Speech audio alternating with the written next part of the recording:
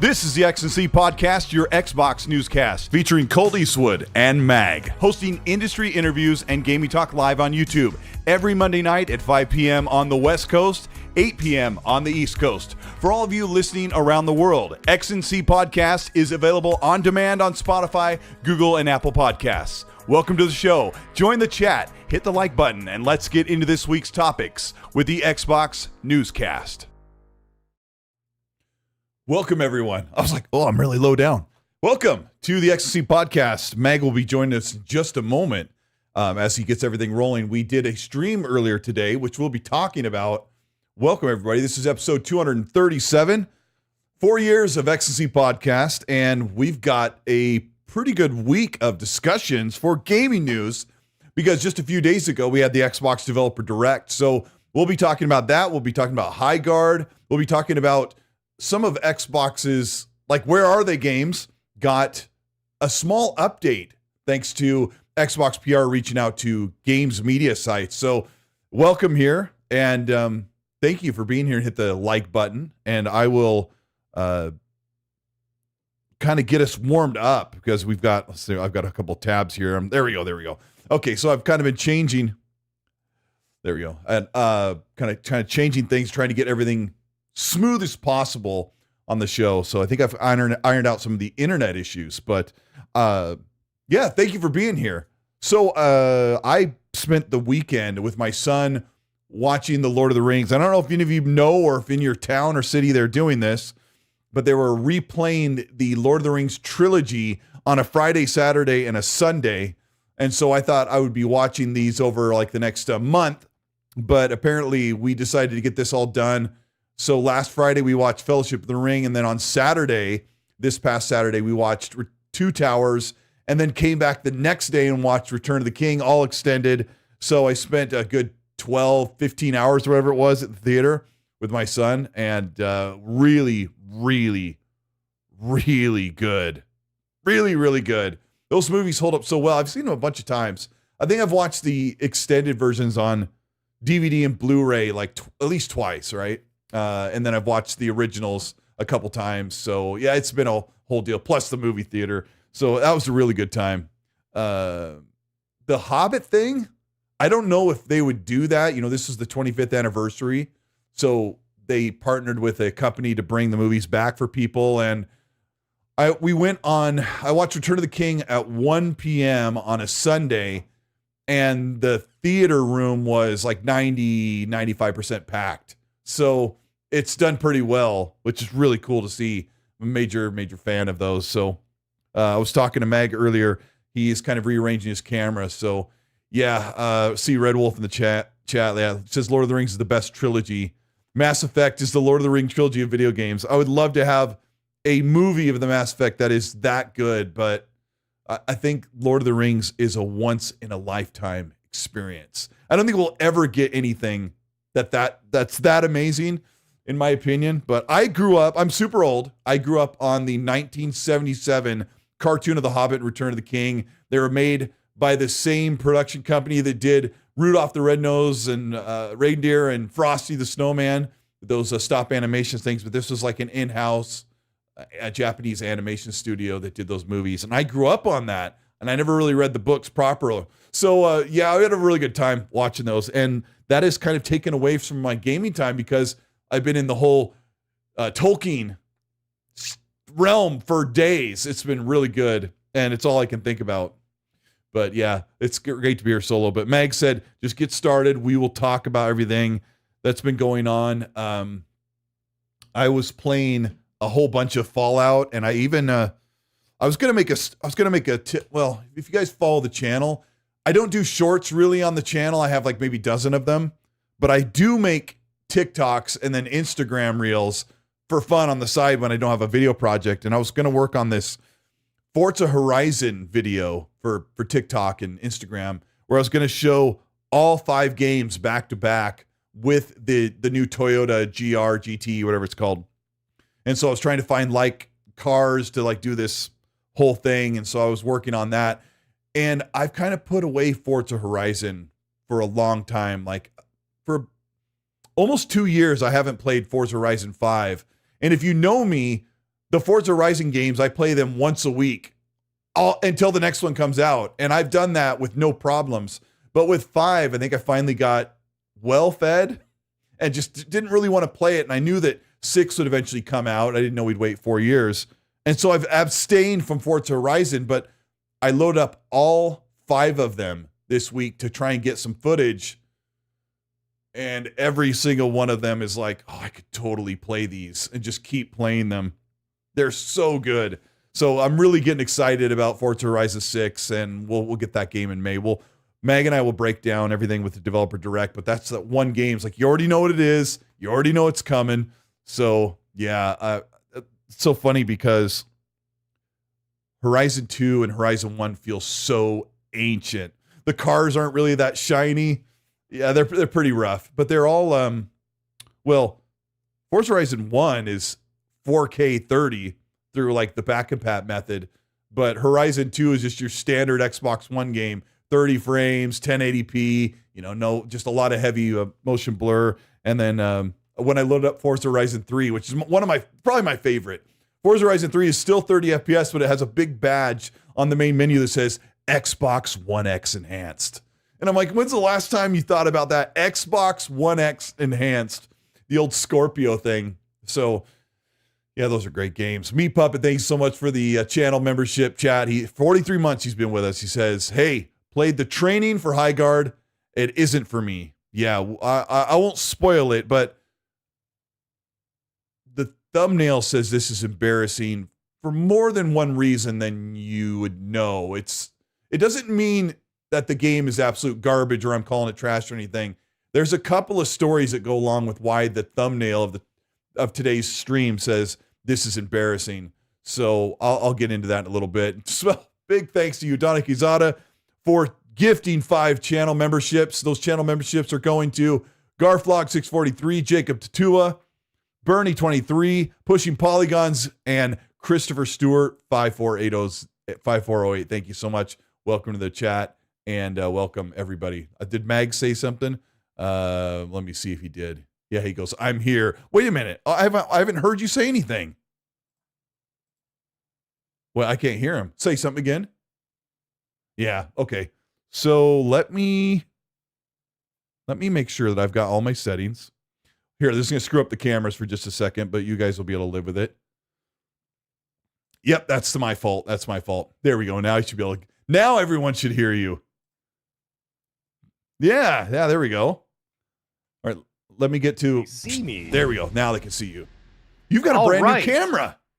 I got a brand new camera. I got a 4K camera. A Sony, what the hell is it? Sony 6400 series or whatever. An actual DSLR camera, whatever the hell they're called. Yeah, so I got all that. Okay. And I finally hooked it up. Yeah, Ghostbusters, okay? Nobody asked you. But yes, anyways, the new camera's here. As you can see, no more motion blur, no more weirdness, no more webcam. I got a real camera now. So it took me a few minutes to get it going. And then, it's going now. So, yeah. Okay, now here we are. I'm going to adjust a couple things on my end because I think Mag I'm going to look awfully blue. Mag is shooting in, he's shooting in HDR, and we are not in HDR. Let me see. Maybe I won't do that. I just turned funky all of a sudden. Yeah, I'll leave it as is because I probably can't change it. But it'll take about a week to get the lighting right because I literally hooked up the camera hours before the show. So I still need to work on the lighting, the brightness, all that kind of stuff. I haven't had time to do all that. So I just had just enough time, and I called. Let me see here. I'll do. What's it called? I called Colt in a panic at like 8:02, and I'm like, Colt, you're gonna have to go on without me. It's not turning on, and I couldn't figure it out. I couldn't figure it out for the life of me. But either way, I'm working on it. So, yeah, I'm getting to it, and I'll figure out the lighting system momentarily. So, okay.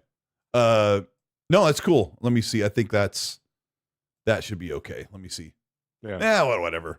Okay. Yeah, we do the show in SDR, and he's got a more fancy camera than we could ever. But no, we're good. It looks really smooth and slick. So welcome. I'd hope so. Yeah.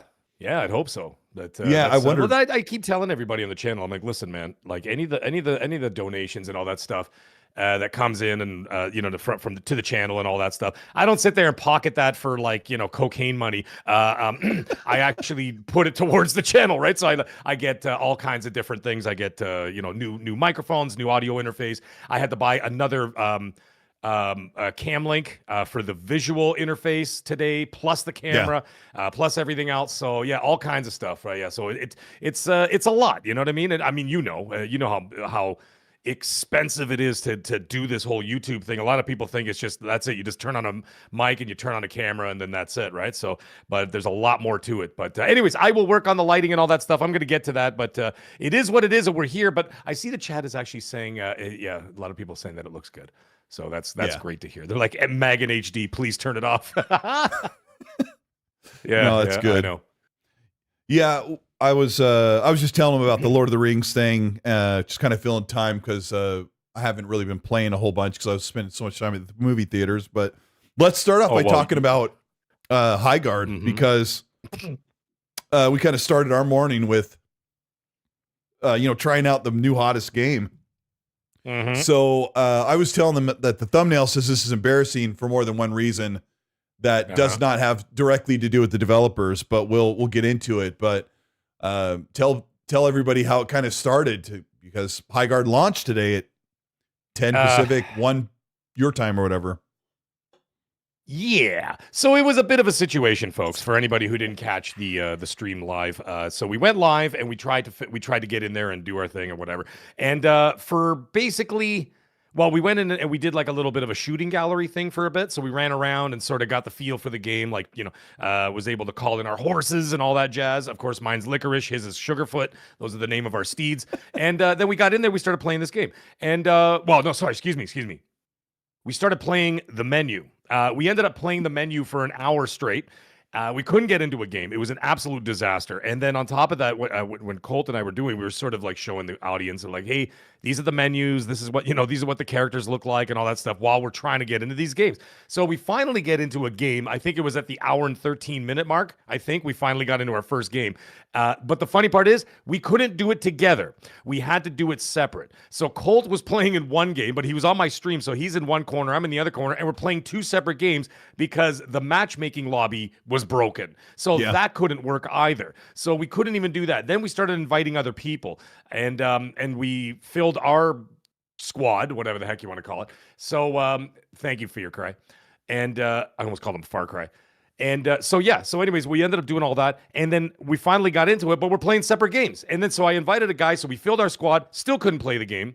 And then people in the chat were like, well, you have to go back and you have to do the tutorial. So I had already done the tutorial. Colt went back to do it. I went back and did it again so the audience had something to watch, right? So it kind of went in there and started shooting things and targets and, mining for crystals and all that jazz. And so we did all that. We come back out, still couldn't do it. So I'm like, you know what? Forget it, dude. Let's just go solo. And so I played one solo game, 1.5 solo games, and then that was that. Now, the funny thing is there was a game, the first time I got into one, and it booted me out of the game. So I'm like, okay, fine. You booted me out of the game, brought me back to the menu, back to the screen. Great. And then here's the worst part. Not only did you bring me back to the menu, they hit me with a strike against my account because it said that I had left the game early. And it says, by leaving the game early, you're affecting other players and this and that. Like, it was basically scolding me on the screen, right? And as a result of that, they put a strike against me. So it said 1 out of 3 strikes. You get 3 strikes, and then they temporarily ban you from the game. And I'm like, I didn't even do anything. Like, I was kicked out of the game by you, not me. And then they put a strike against me, and I'm like, forget it, man. So played a game and a half, long story longer. It's not really for me. It's not really my thing. And it just seems like the kind of game that, like, I could see some streamers doing, but even the streamers gave up today. I told you about that, right? Yeah. So they had streamers give up on it, and they're just like, forget it, man. I can't even get into the game. I'm going to go play something else. And then Colt was showing me, which I'm sure he'll get into more detail, is that he's looking at the Steam numbers, and the Steam numbers started at like 100,000, and then as we're live on the air, it went to like 80 to 70 to 60 to like 45,000. It just kept dropping off by 10,000 players at a time because people were just giving up. Now, the one last thing I'll say before I pass the mic off to Colt, of course, is you only have one chance at a first impression. Yeah. Regardless of if you fix the game and all that kind of jazz. And the problem is, and some people said, well, Apex did it, and they were fine. Sure, but there was no build up to Apex Legends. It came out of nowhere. Nobody knew it was coming. It wasn't the one last thing at the award show. And we didn't have Geoff Keighley talking about it for 3 days, you know what I mean? Like kind of puffing out his chest and saying all these things about it. And by doing that, you added more. You added more to it, like a too much expectation now at this point. And like I said, you only have one chance at a first impression, and it did not impress, so to speak. So yeah, one thing that was really apparent when we were playing, we'll get into like the gameplay a little more, but I thought I was always cool about Highguard's team. Head down, they weren't making multiple posts so people could just dump on them while they're waiting to launch the game. But what's really apparent is they should have had a 1 or 2 day open beta to crash the servers before people are officially playing the game, before people can officially leave reviews. Yeah. And I know a lot of people are like, oh, people are dumping on the game who haven't played it because, you know, you only have Steam right now to gauge this game. And Miles Dampierre was like, don't be one of those Steam database counters. And I'm like, yeah, I don't mean to be, but like, it's the only thing we have right now to go off of. If you look, I looked at a bunch of the reviews and they said 0.3 hours, 0.5 hours, 1 hour. So they had played it a little bit. So, right. I don't know. They really could have done a lot of goodwill for themselves by crashing the servers in an open beta and then launching when they felt like they could, I don't know. Give it a stress test. You know what I mean? Give it a proper stress test and really push that out there so that they could push the servers to their maximum, to their limits, and say, okay, let's see how far we can push this, what kind of player numbers we're going to deal with, and this and that. And again, this wouldn't have been a problem, even if you did launch it. But the problem is you launched it with so much fanfare going into it. Now, I know they've been silent over the last couple of weeks. I'll give them that. However, once again, but you see what I mean? Like, you did that one last thing at the Keighley show where you had literally tens of millions of people watching. Then you got Keighley talking about it all week. And then that didn't help the situation. Then when you launch and the thing couldn't play, some people got in there and they were fine. They're like, okay, well, you know, we're playing the game and this and that. But there were like the majority of the people could not. And as a result of that, I don't know, man. That's not the complaints we were hearing while we were trying to play it and kind of looking at social media and reviews. There were people complaining about not being able to get into the game, but then people were like, I played it and just kind of doesn't feel like it has legs. And as a creative, I'm someone who I create or illustrate or draw or design things, and I don't like to show people something till it's done. And I can see that the Highguard devs are like, we don't want to put this out in the world right before it's ready. Like, we want to have it polished, ready to go for launch. And instead of doing an open beta, we're committed to this release date, and people are freaking out. One of the things that Geoff Keighley said a couple of days ago was he really believes in this game. It seems that the way that he talks, he believes in it. He was excited about what he saw, and he put his foot forward on it. And he said, in 48 hours, you all owe me an apology. He had the meme from Jurassic Park. And knowing Geoff Keighley, I think he's having some fun with that, right? He's like, hopefully you guys like it, and hopefully you do, because if you do, you owe me an apology in 48 hours. But if not, it's like, what are we going to do? Like, this is how it goes in gaming. I assume that's how Geoff Keighley meant that, but people are bagging on him pretty rawly right now because the game, isn't, the next Apex Legends. One person said, that blue number shared a tweet. Some guy said to Geoff Keighley, the game's free to play and I still want a refund. So yeah, it's kind of rough, but go ahead. But I'll close with this. There are 37,000 people on Steam alone. The game's also available on PS5, which probably has as many, if not more than that. And then it's also available on Xbox, which probably has half of those Steam numbers. So they might have a total combined people, 100,000 plus people cramming the servers on a game that some people may not think is even going to stick around. Well, there's a couple of things here. The first one I want to say is that someone in the chat, actually, when we were streaming earlier today, is that saying if this servers can't even, as I said, if this game can't even handle 100,000 people, how's it ever going to take off to be something much bigger than that? And so that was a point, because if you want to get to the level of like Call of Duty, Battlefield, Arc Raiders, Fortnite, whatever, you need to be able to hold the players in there. And if this thing is crashing with 100,000 or less, let's say, then that's a serious problem. Now, the other thing is, I want to ask you a question. I want to ask the chat the same thing, by the way, is see what you guys think about this. Do you think that maybe there's some kind of financial reason why he's pushing the game so hard? And I don't mean that like in an accusatory way. I'm saying, like, do you think he's got like an investment in the company, maybe? Like he put some money into, like, to fund it or something? Because he seems like he's really unless like his best friend is working on it or something. It just seems like he's really pushing for it.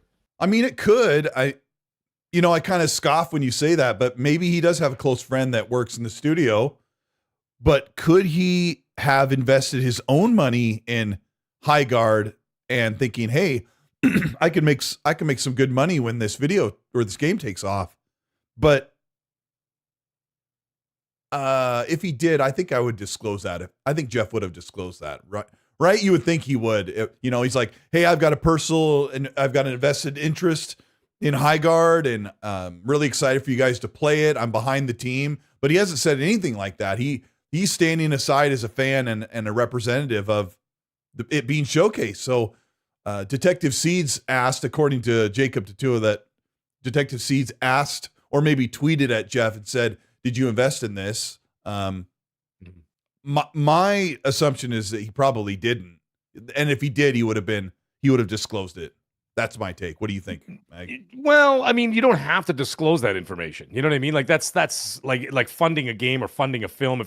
Unless you want an executive producer credit on the on the screen when you're watching a movie or whatever. But even as an investor, you don't really have to tell anybody you're investing in it. However, I'm just saying it's just a possibility. I'm not saying it's a fact. But on top of that, there was that other rumor that went out that the game was actually shown at the Game Awards and he didn't charge them anything to show that at the Game Awards, excuse me.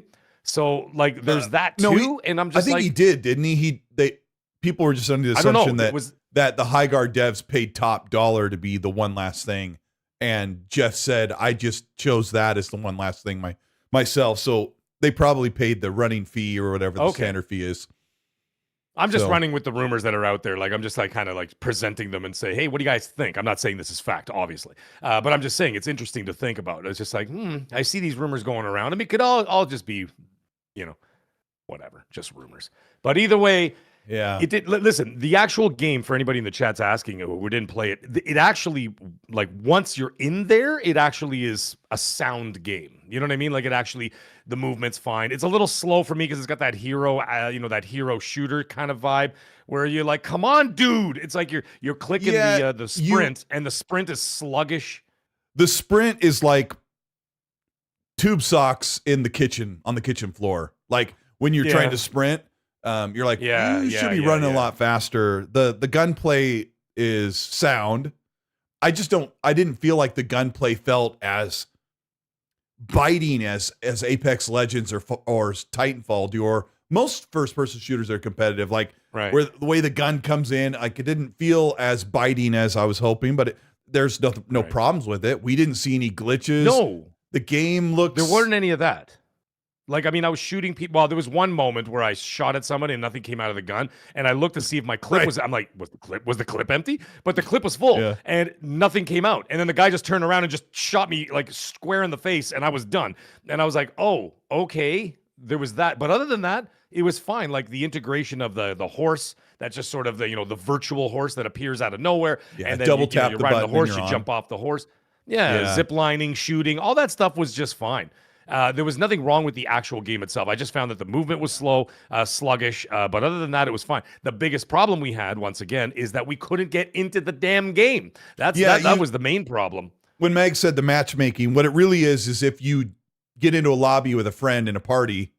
I was on Xbox and you're on PlayStation. So, but if you get into a lobby with a friend and try to start the match, as far as we could figure, that once you're in with a friend, it's like we can't get you into a match. It's not happening. As soon as we backed out and started a game on our own, we were right in. So Yes. I know Red Wolf and DeMarco were complaining because they were in lobbies together and they couldn't get the game going. So Dizzy goes, "You were on PC, don't lie." No, actually, I installed it on PC and then ignored it because it wanted me to go into the BIOS to turn on. Now I forgot what it was. Someone in the chat mentioned that earlier. Yeah, it wanted me to go in the BIOS and turn on the cheat anti-cheat. They secure boot. Thank you. Secure boot. There you go. Thank you, Udani. There you go. There's two things, and one of them I've already changed so I could do other things in Windows, but I am not about to restart my PC and F8 into the BIOS just to play a game. I don't know what that stuff pisses me off. I don't know. Like, you shouldn't have to do that. It takes a Magnum second, even said in the chat, he goes, maybe crossplay was broken. You know what I mean? Because it seemed we had crossplay on because you were playing on Xbox. I know there was another friend of mine, Bobby. He was playing on PC, I think, and then or was he on PlayStation? I can't remember. Either way, it wasn't really working out. Yeah. We got in, but we never played the game. We got in and we were able to load up a game, but nothing would happen. Like it would load and say, match found or whatever. And then as soon as it said match found, it would immediately boot us right back to the screen. And that's what was trending on Twitter. So when we went to Twitter and I saw that Highguard was trending and we're looking at it and I'm like, oh, and it said, so people were showing that exact same screen of it says match found 3, 2 back at the screen. And it would be match found 3, 2 back at the screen, and so that would go on for that's just opening day jitters, and I don't. That really doesn't bother me as much. I like Paladins and Overwatch for a little while. I don't really want to play those anymore. But when I played this, we'll give you kind of an illustration of what the game is. You start in your opening room where the enemy's way out on the other side, right? And you can't go out until you put up a couple of walls, and then you have to get ready to bring out your battering ram. And you go across the map, and it's like, Gron, and this battering ram breaks through, and then you can start fighting each other. And the time to kill was really long. Like a guy was shooting at me and hitting me, and I was like backing away from the corner, trying to back off while I was shooting at him, and I was still alive. And I thought, I played a lot of Fortnite, COD, Battlefield, Overwatch to know I would have been gone. So a longer time to kill can be good until you kind of get your feet, warmed up, but. Right. Yeah. But I don't know. We'll see how it goes. But I just didn't. I wasn't having fun. Like when we did that whole match, and I'm like, I just can't see myself falling in like with this game, and which is fine. And you and I were talking about it on your shout out to McLovin, who was helping us as well with tech support. But I could just tell this is not a game that I'm gonna fall in like with or fall in love with, and that's fine. I'll play something else. And there's probably going to be people who absolutely love it, and I hope so, because Meg and I would not jump on the internet and play a game just to hope it would fail. What the heck would that even do for us? Yeah, no, that's insane. Yeah, no, we would. Nobody wants some people are like that, but we're definitely not like that. We don't want to see games fail or people lose money or lose their jobs and all that kind of stuff. I don't relish in any of that stuff at all. However, I'm just speaking. The way we're speaking is we're speaking about our initial experience, and it doesn't bode well. That's basically what we're saying. So there is a lot of that. Now, the other thing is that. This is not the year to misstep. And what I mean by that is that with all of these monster games coming out for 2026, now is not the time to misstep, because a single misstep, it's not so much that people won't forgive, it's that people won't give you the time to play the game, right? So it's like, oh, well, they'll fix it later. Well, too bad, because by the time later comes, 3 other bangers come out. And then 4 other bangers come out. And then 5 other bangers come out. And then in the fall, 9 bangers come out. And it's like, you can't keep up in this year. So of all years to release this, like I said, the last thing you want to do is trip during that sprint to the finish line, because if you just trip just a little bit, that's enough to knock you right out of the race. And that is an unfortunate thing. But I mean, what are you going to do? I mean, there's so many Crispy Bomb mentioned in the chat who's talking about Marathon is around the corner too, right? Yeah. And he's like, if this game doesn't take off, Marathon might have a shot. The only difference is that Marathon you got to buy, right? You have to pay for it. Yeah. So that's a little different.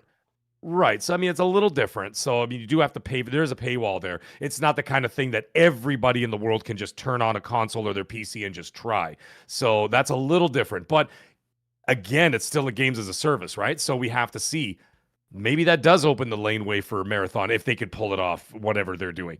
So I mean, it's not my thing either, but yeah. And this isn't my opinion because I don't play service games as much as certain people do. But my friend said that for a game like Highguard or Marathon, it isn't how good their game is. It's if you can pull people away from the status quo. And right now, is Highguard going to pull people away who are playing Arc Raiders every night? Right. It might not. And when Marathon comes out, is it going to pull people away from Arc Raiders? And one of my friends who plays these service games every single night, ad nauseum, and I kind of roll my eyes. I'm like, well, if you're enjoying it, go ahead. I'm always on to the next big adventure. That's just me. Yeah. And so... yeah, that's what he says. He's like, am I gonna stop playing Arc Raiders to try out Highguard? Not with those impressions. And that's a pretty tough hill to walk up, right? Yeah, and the other thing is too, again, when I want to mention time, it doesn't even have to be a game in the same genre that's going to take away gamers' attention. It could be single-player games. It could be whatever, multiplayer games. It could be co-op games. It could be all of the, open-world RPGs. Those things, if they are like better quality or rated well, or they're doing, you know what I mean? And they come out the gate strong, those will steal away people's time and attention, regardless of the genre. Because, I mean, even if someone is like an online multiplayer shooter or whatever, for the most part, but they still play those other games, if a solid game comes out, they're going to be like, all right, well, I'm just going to pop this on the shelf for a little bit, and I'm going to go play this. I'll go play Fable, or I'll go play GTA 6 at the end of the year, or this and that. And then once in a while, you know what happens when they go back to they want to get their shooter fix?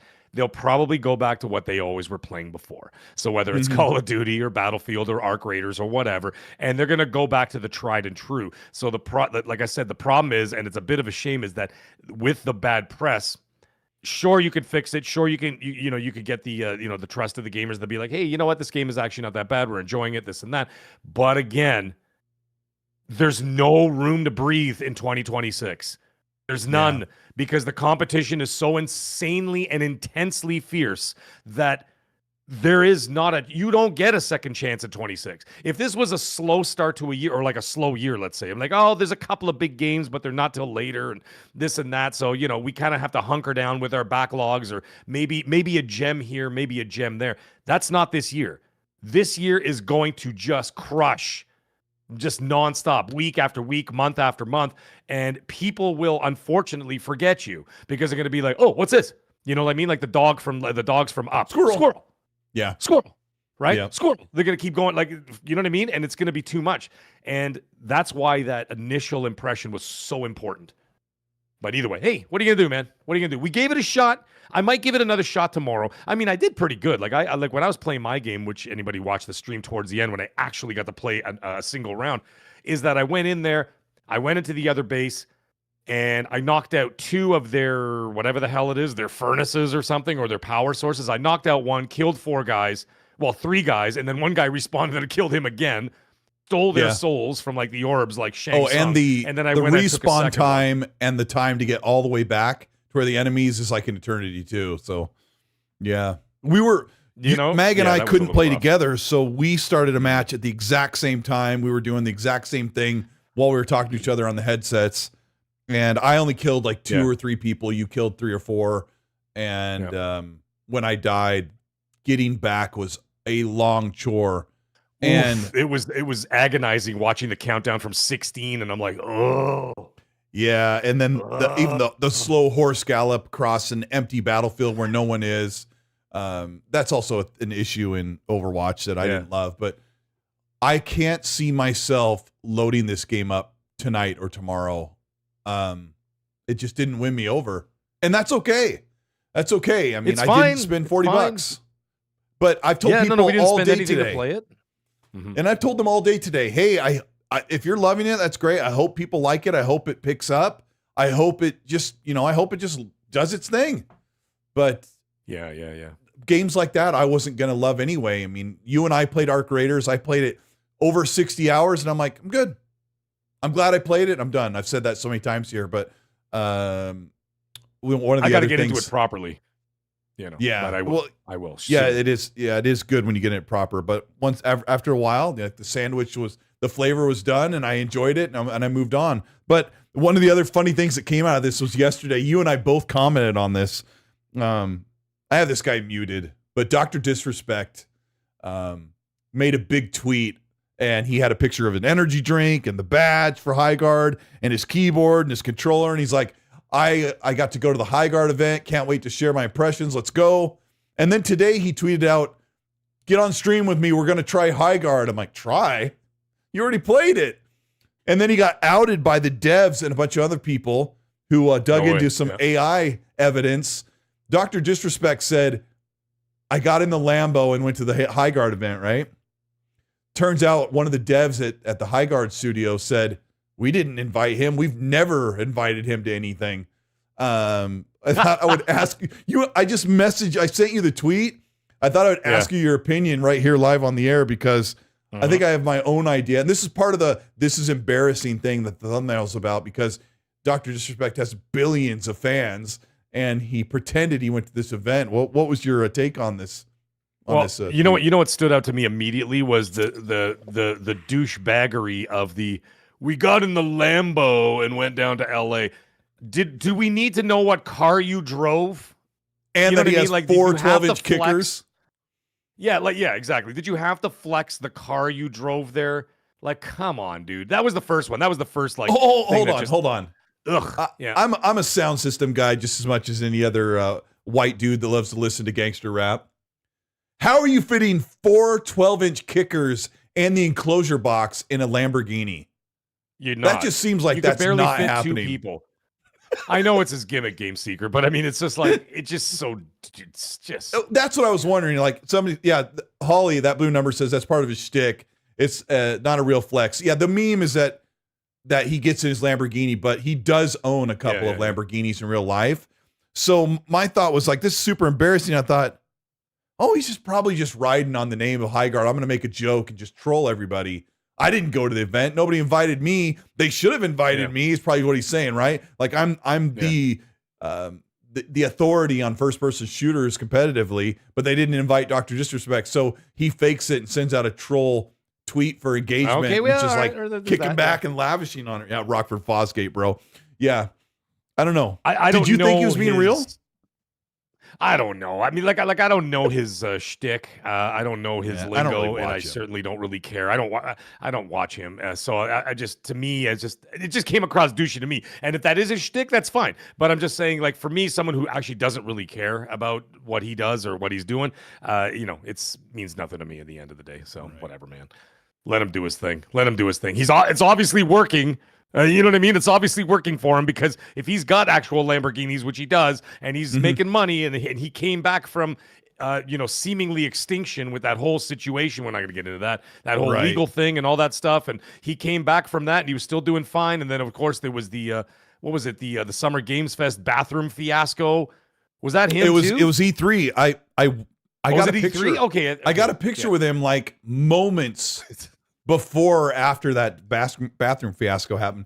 My wife, who's in the chat, was with me, and she probably doesn't remember this, but I was like, "Hey, Doc, can I get a picture?" And he's like 7 feet tall, and he goes, "Oh, take a picture. You pay me money," which is part of his shtick, right? I assume. Yeah. I kind of laughed, and he put his arm around my. I was like, he was holding a hobbit, and he took a picture of me because I'm only 5'9", and I look really lame in the picture, so I never posted it. I'm kind of like doing one of those.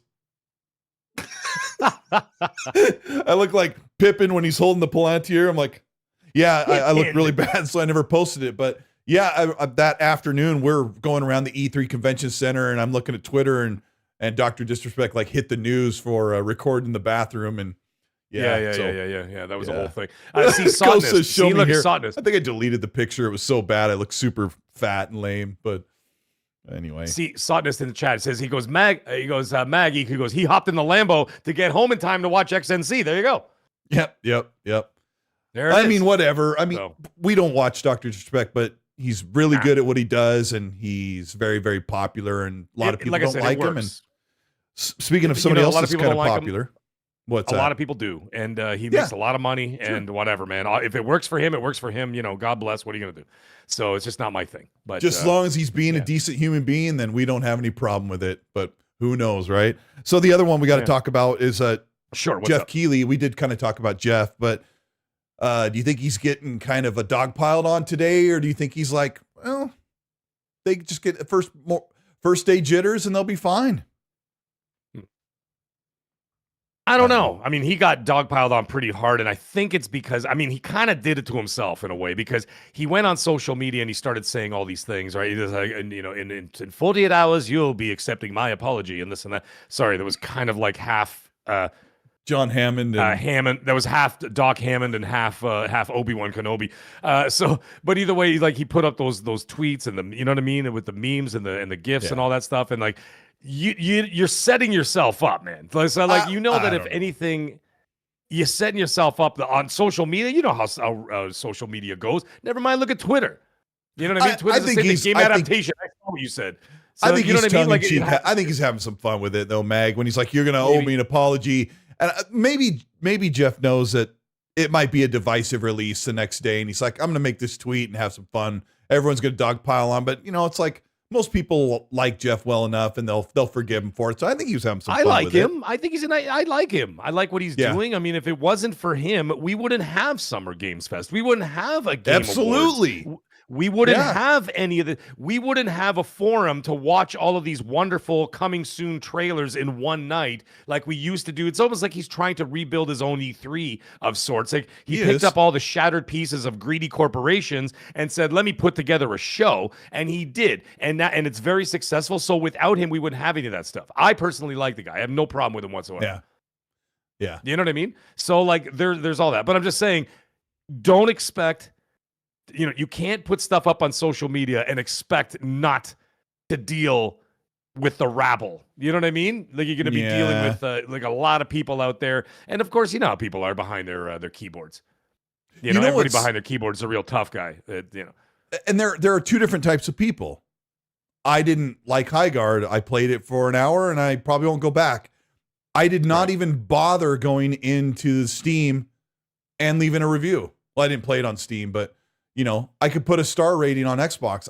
I won't do that. I don't need to, because sometimes this goes into another discussion. I'll just breeze by quickly, but sometimes you don't like something, or lots of people don't like something, and that's just how it is. I put out a tweet yesterday.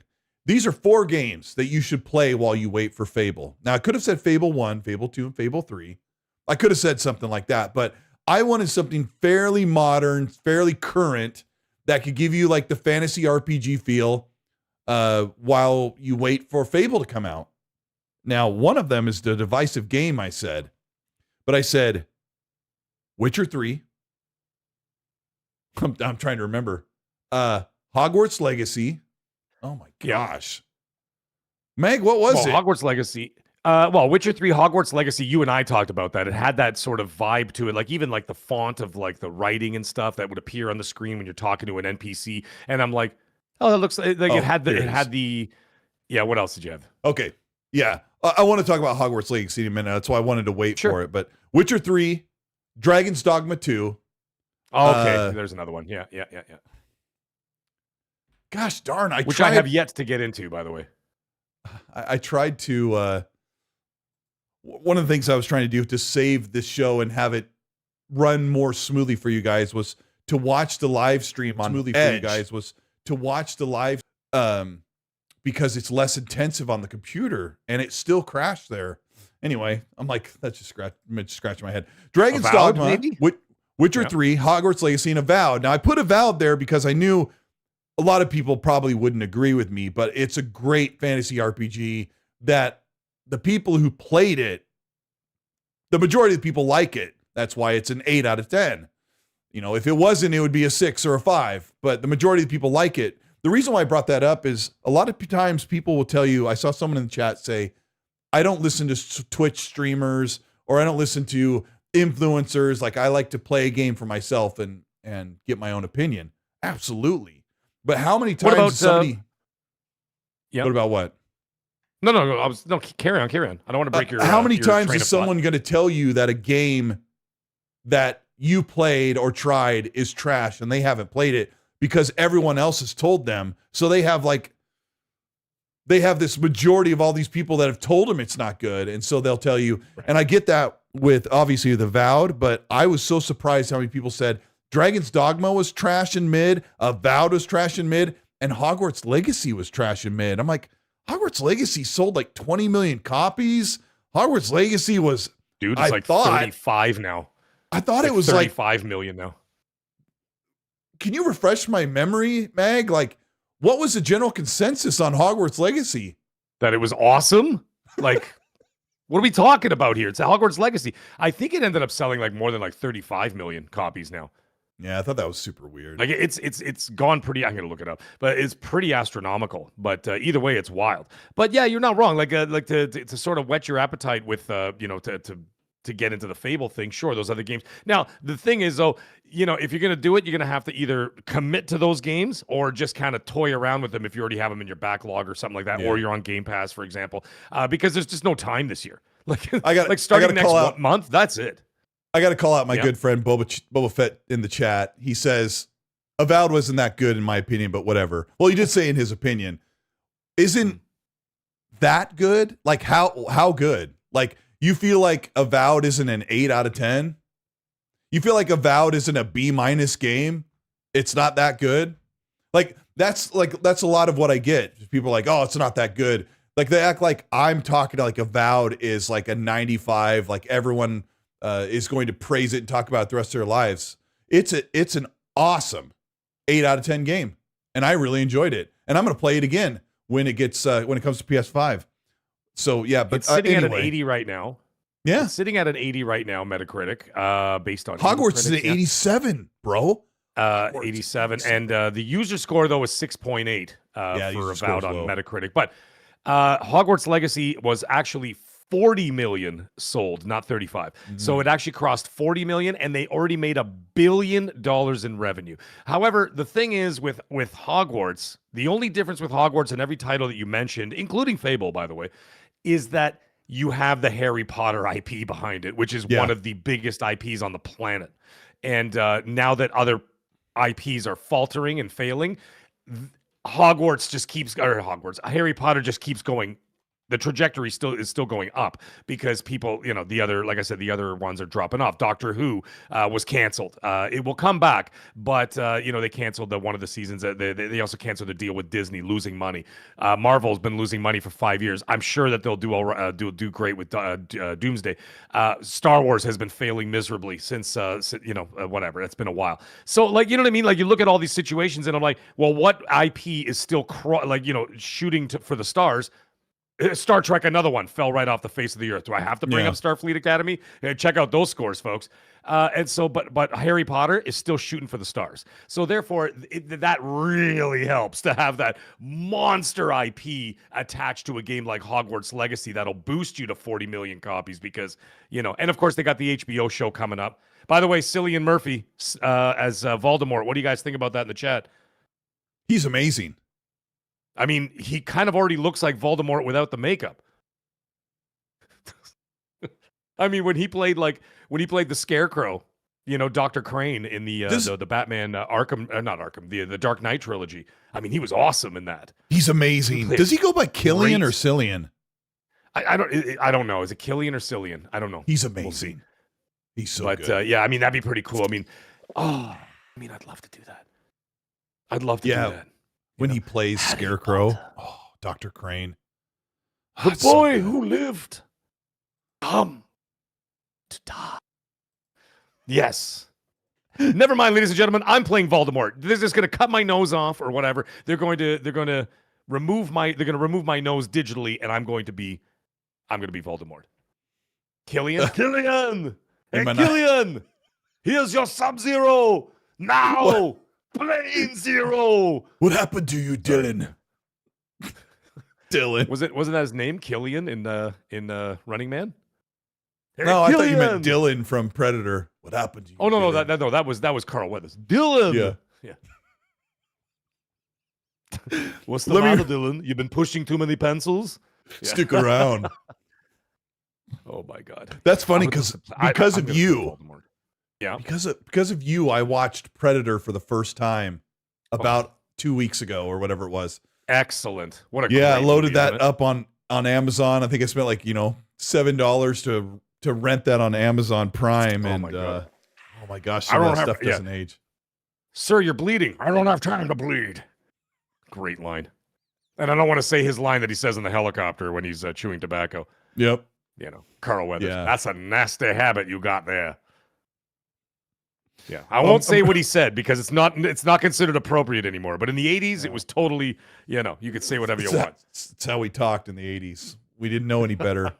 Literal Table, thank you so much for 2 super chats for $6.99 Canadian. We appreciate you. Says, Highguard is Concord 2.0. Ubisoft is in serious hot water after canceling those games and killing Watch Dogs. That's one thing. The next one he says, that being said, as someone who's played Forza Horizon 5 since 2021, words cannot describe how excited I am for Forza Horizon 6 coming in May. That's wonderful. Absolutely. I'm excited for you. I also don't believe I am, dude, I cannot wait. I was talking before you jumped on, maybe you were there and I couldn't hear you, that I was dabbling with the old Forza Horizons. I kind of left them alone for 2 years. And I was like, oh, yeah, I am ready for 6. So ready. I don't believe that Watch Dogs is dead. That was reported by an analyst or I think a journalist who says it sounds like they might be killing off Watch Dogs. But the last one, Legions, didn't make very much money. But I think Ubisoft is not committed to ending that franchise. Meg, do you have any insight on Watch Dogs? Watch Dogs, I haven't heard anything from their camp. They haven't really spoken much about it. However, they were disappointed with the third one. But I'm like, again, I mean, I didn't say this to like any higher ups, but I said it to some people in the studio. I'm like, you did it to yourselves. Yeah. It's like, I don't mince words with people, okay? I just tell them. I'm like, you did it to yourself. No one did it to you. Okay, you had Watch Dogs 1, which had a dark story, man, and it was great. Remember that? It involved the dude's family. There was human trafficking that you had to like stop those rings. Like it was really dark stuff, and it was like you felt like I'm gonna kill everybody in this game because the horrible things they were doing and all that stuff and whatever, all the bad guys. And then the second one was not as good as the first, a little bit lighter in terms of tone and whatever else. And second then the one was more fun. It was more fun, but it kind of dropped, it kind of lost its edge. You know what I'm saying? Yeah. And then by the third one, it became a games as a service multiplayer nonsense, whatever the hell it was. It was like London playing, Simulator, Assassin's Creed. Dude, you remember how Assassin's Creed used to have multiplayer back in the day? Yeah.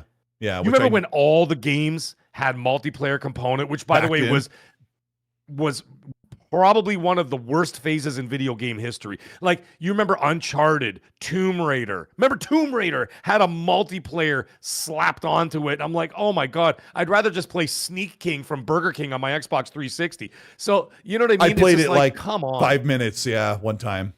That was it. I couldn't get into those multiplayers. Now, funny enough, the only multiplayer that was kind of put into a game that actually people played, which I didn't understand, I didn't enjoy it, was Last of Us. You remember everybody was playing that Factions? That went on for years. There was a whole community there. I thought the Factions 2 would have done well. Yeah.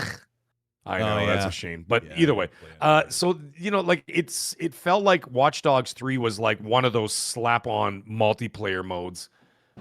From like Assassin's Creed or Uncharted 4 or Uncharted series because they had multiplayer. Tomb Raider, the reboot 2013 had multiplayer. Like, what are we doing? What are we doing? Just exactly, Storm Shadow, you nailed it. And what's worse is when they added multiplayer trophies. So when you buy the game on sale now for like, let's say, $5 or whatever the hell it is, and you want to get all the achievements or you want to get all the trophies, good luck getting the multiplayer trophies and achievements 12, 13 years later when there's 3 people on it from Indonesia. And that's all that there is playing the multiplayer. Most of those servers aren't even turned on anymore in those older games. I see that a lot when I load up back-to-back games. Right. Well, be smart. They do what Rockstar did. You know what Rockstar did? When you go back to some of their old games, you know how they remastered Red Dead Redemption, right? The first one that they just released a month ago. Yeah. They removed the multiplayer trophies and achievements. They removed them and they just added different ones. So now you can go in there, play the single player game and never have to worry about the online nonsense stupid modes, whatever. You know what I mean? Like, it's just actually Red Dead Redemption Online was pretty fun. I'm not gonna lie. The first It was one? actually pretty fun. Yeah, that was actually pretty fun. You I'm could not gonna lie. go out and hunt, and you kind of redid some stuff you did in the campaign. Remember, it was really good. you could do some of the shootouts, like with the guys. Like you could do like the, you know, like the fast, the quick draw McGraw thing. Yep. You know, Buster Scraggs there, just shoot your gun, and that was kind of fun, man. I enjoyed the hell out of that. But either way, you know, not 12 years later, 13 years later, whatever the hell it is, they removed all that. Anyways, let's get back to Watch Dogs. Watch Dogs, they messed it up. Yeah, in the chat, let me see who it was. I just gave him a shout out. Phantom Thief said that Tom Henderson said that Watch Dogs is dead from Insider Gaming. Very good, trusted reporter. But Shinobi, who is also kind of a community person, said that was not exactly what the story was, that Watch Dogs wasn't quite dead. But, I mean, they might have to put Watch Dogs on ice for a little while because they'd have to kind of reboot it to bring it back. Let's see. We got Andy Hart. Thank you for the £5 super. Says, have you heard that Forza Motorsport had decent update? Is it any better? I was very disappointed at launch, and it should have been so much better. Absolutely. For me, Forza Motorsport is like a solid 7. And I really like the series. They just felt lazy, but it looks a little nicer now, and there's a bunch more content. But as someone who has like 100 hours in the current Forza Motorsport, I can't do any of the new events because I don't have enough money to buy the car to start the event. So it's like, here's a 5 race series you can do for that showcases Forza Motorsport 3. And I go to start it, and it's like, you need 400,000 credits to buy the car so you can actually do the event. And I'm like, I only have 250. So I have to go do a bunch of free events or redo a bunch of old stuff. And then after 37 minutes, I'm like, I don't want to play Forza Motorsport anymore. I'm moving on. And so then I never go and do it. Udani Kuzada with the $2 super says, next week, lip filler, baby, for Maggie. Lip filler? What? BBL what, you want Maggie. Want to get Botox injections in my lips? For the new camera? Yeah, bro, you should. So I could do the duck face like all the women in LA. I have a family member that does like Botox and all that stuff, and I said, "What's the chances you can get rid of these lines?" And she was like, "Not happening. Those aren't going away. It's impossible." Just embrace it. The only thing I won't embrace is the gray beard.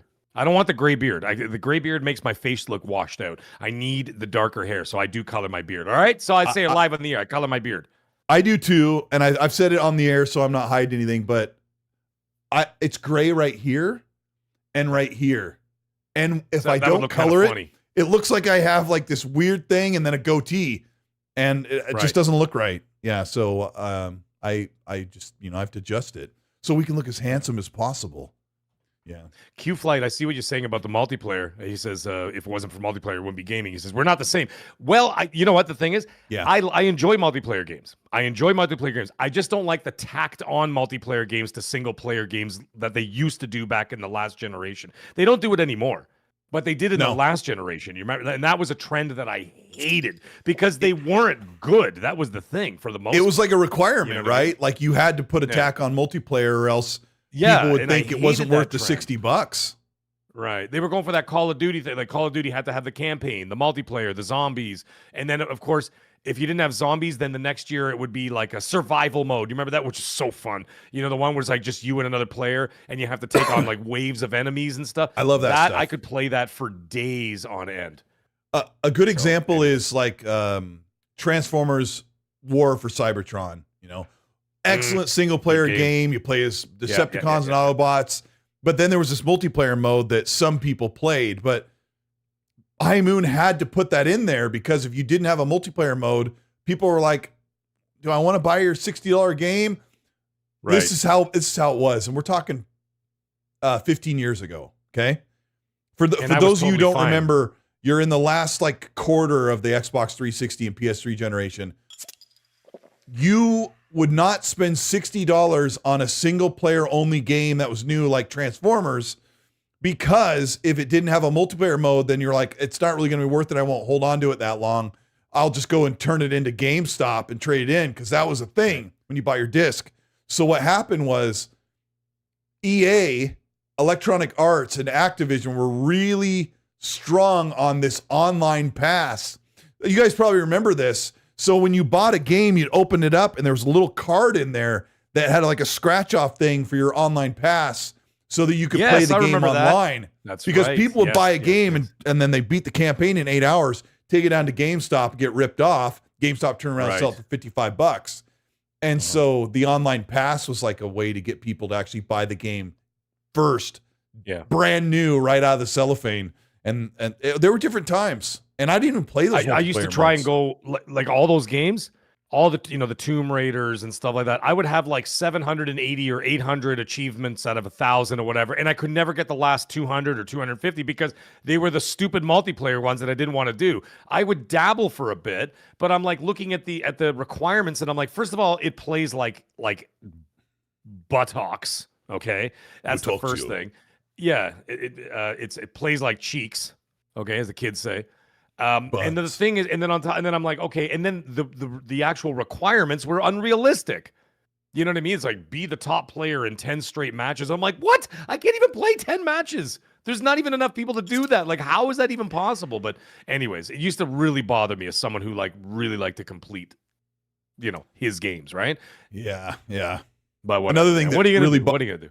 Another thing that really bothers you is Game Seeker with the $5 super says, "Hey Mag, Mark Carney said most gamers are choosing 60 FPS performance modes on consoles. Is that true?" This is true. Kami Carney is wants 60 FPS on everything, deals with China, the whole 9 yards, man. Yeah, it's what he's up to. Yeah. Listen, we're gonna get this all straight, okay? There's Mark Carney, there's Mark Cerny, and there's Mark Cersei, the lead designer there for the Coalition. Did you know that? Did you know that his name is Mark Cersei? That's going to be a real problem. How many? There's too many Marks that all sound the same. It's ridiculous. We can't have this. So now we're just going to interchange all their names. Mark Carney's making PS6s. Mark Cerny is running Canada. And Mark Cersei is, I don't know, he's doing something. Speaking of that, and thanks to Game Seeker, I appreciate you. My love to Game Seeker. He's been, we talk every day, and his work has absolutely got him in a chokehold. Like, like this.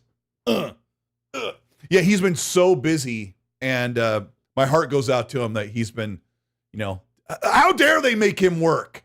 What do these jobs think they're doing, making us actually work? But shout out to he'll Fun get a break Speculation in the chat, by the way.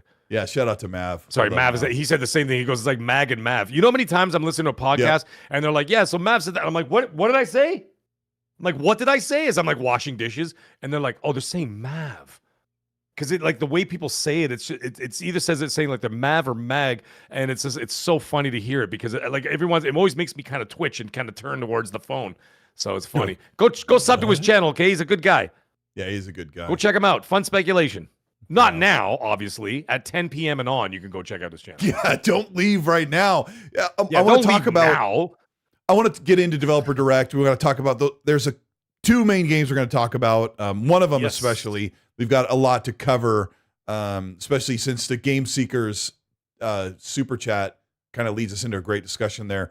Blizzard, thank you so much for the 5. Says Capcom is great at releasing on time, but I wish Requiem was on the 13th and not the 27th. It's Friday the 13th, and that's a 3-day weekend. Timing is important. He's got it like all punched out. That's Family Day weekend up here in Canada. They created a long weekend for not because out of thin air, so they call it Family Day. So it is a 3-day weekend. Yes, I want one of those. Yeah. So I think you guys are getting one. Don't you guys have like something else, like I don't know, President's Day or something? Or whatever the hell it is. Wait, we already had Martin Luther King. We don't have President's Day. At least I don't. My organization changed that for an extra day during Thanksgiving. Not that you guys needed to know that, but there it is. Well, Neil Gouchois. Okay. Yeah. What? Go ahead. Hey, Neil, what's up, buddy? Thank you for the 5. He says, either way, it was awesome seeing you guys stream the game together. Finally, dude, what? That's my fault. That's like whenever you're streaming stuff, I'm working during the day or whatever. Like we need to be able to stream together once in a while, and it was fun to like chop it up and it was more of a podcast. It was more of a podcast than we're actually playing a game. We were just sitting in the menu. We're just sitting in the menu for an hour, so I'm like, hell with it. We're doing an XNC pregame show, folks, and we just talked about stuff. The chat was awesome. Everybody was Yeah. cool. We had a lot of people come and check it out. So yeah, now I think now across like 700 people watch that hilarious stream. So it was fun, man. It was funny. It was funny and it was fun, but a little Yeah, it was. frustrating. But hey, we already talked about it at the beginning of the show. So Yeah, and I'm glad we experienced it because then we can actually speak with some. That's the good thing. Like you and I could sit down and play the game, and then when it comes time to talk about the game everyone's talking about, we can say, "Yeah, we were there. We were there, bro." By the way, it's closing in on 1,000 views. 1,000 people came to check out that stream today. But the funny thing is, one of the number one comment I'm getting out of it is, you guys need to do more games together. Like if you go down to the comments of that video, read it, and you'll see people, person after person in the chat there or whatever, in the comment section saying the same thing. They're like, you guys need to do more games together. Even though technically we didn't even actually play together today, we were just there. I know. But I said 100% when Forza comes out in May, we'll definitely be doing some of those. Yeah. And I mean, I'll do some with the community as well, but I think Colt and I would be awesome to do some of that stuff. Yeah, absolutely. Now you got the setup to do it, so it gets even better. Lotus Spree, thank you so much for the $10 super. Says, I don't use social media, and the only influencers I pay attention to are you and Red Wolf. I wish others could get on their level. Well, thank you. That's very nice of them to say, but I don't always do it right. And I want to give an apology to another influencer that I kind of said something sideways. I normally don't do that, but I like this person and they lashed out. So yeah, I'll be better. Because some of the people in this community are pretty awesome. And I know a lot of people get a lot of hate because they're on one certain side. And I try not to look at it like that. There was another influencer, MBG, that a lot of people like to dogpile on, but he made this really great statement. Before, and we'll move on to the gaming stuff after I say this, but he said, I've realized that PlayStation's kind of putting all these games on PC and then people get salty. Xbox putting their games on PlayStation and then people get salty. He's like, when you take a step back and look at it, and I'm paraphrasing MBG's words, he's like, we're getting all these games and gaming is in such a good place right now. We should be celebrating. It's basically what his statement was. And I thought, that's so awesome. It really is true. Andy Hart, thank you so much for the two. He also won the battle with Alex. He won it? He won the battle with Alex. What do you think about that, Alex? Huh? What do you think about that? How? Like, I'm just saying. I don't know. I'm just kidding. I'm just kidding. I was actually in Alex's chat on Saturday night. Horrible show, by the way. Don't tune in. Come to my show instead. Anyways, I'm in this chat there, and I was so tempted to send in a super chat and just say, because it was his birthday too, right? And I was going to be like, so which one of you is Machine Gun Kelly in this rap battle? Oh, and I was going to leave it at that and just walk away, right? And just to see what would be. It was funny though. Oh, Maverick, you missed it. They've been beefing for like a week now, so they've been doing like some videos back and forth about each other. Yeah, I haven't watched any of it. It was pretty funny. Yeah, I haven't. It's silly, but it's silly. Silly fun. I did see like MBG being, being funny and lighthearted about it and taking it to, being a good sport. That's the only thing I saw a reply, and Alex was like, oh, he's being cool about it, which I think is really good, because one of my friends reached out to me and said, how can we be 50 years old and arguing with people about video games? Like, it's really embarrassing. And talking about them, sure. Habits. Like, I mean, we're going to be doing that till we're dead. And that's totally fine, because it's our passion and that's what we want to do. But fighting with people is kind of silly. Like, I would just walk away from that stuff now. It's just like real life. Like the last bar fight I got into, I literally bought the guy a drink. You should have seen his face. I'm like, what are you drinking, man? As he's about to deck me in the face. And he's just stared at me. Oh, he's staring at me. And then I'm just like, what are you drinking, dude? And then I ended up buying him a pint, and he sat with me. And he ended up talking to me. And we were just hanging out, and everything was totally cool. I'm like, I'm not going to fight you. First of all, I'll effing kill you. But I don't want to wear an orange jumpsuit. So, but either way, it doesn't make a difference. I don't want to fight with people. And I'm not going to fight with people online about video games. How stupid is that? I mean, some people want to be a douchebag. Go ahead, be a douchebag. I'll just ignore you. No, most altercations are so low stakes. It's not even worth it, but good for you. Andy Hart with the 2 says, do you guys think Outer Worlds 2 is as bad as some say? Don't listen to other people. Outer Worlds is, it's an 80-something.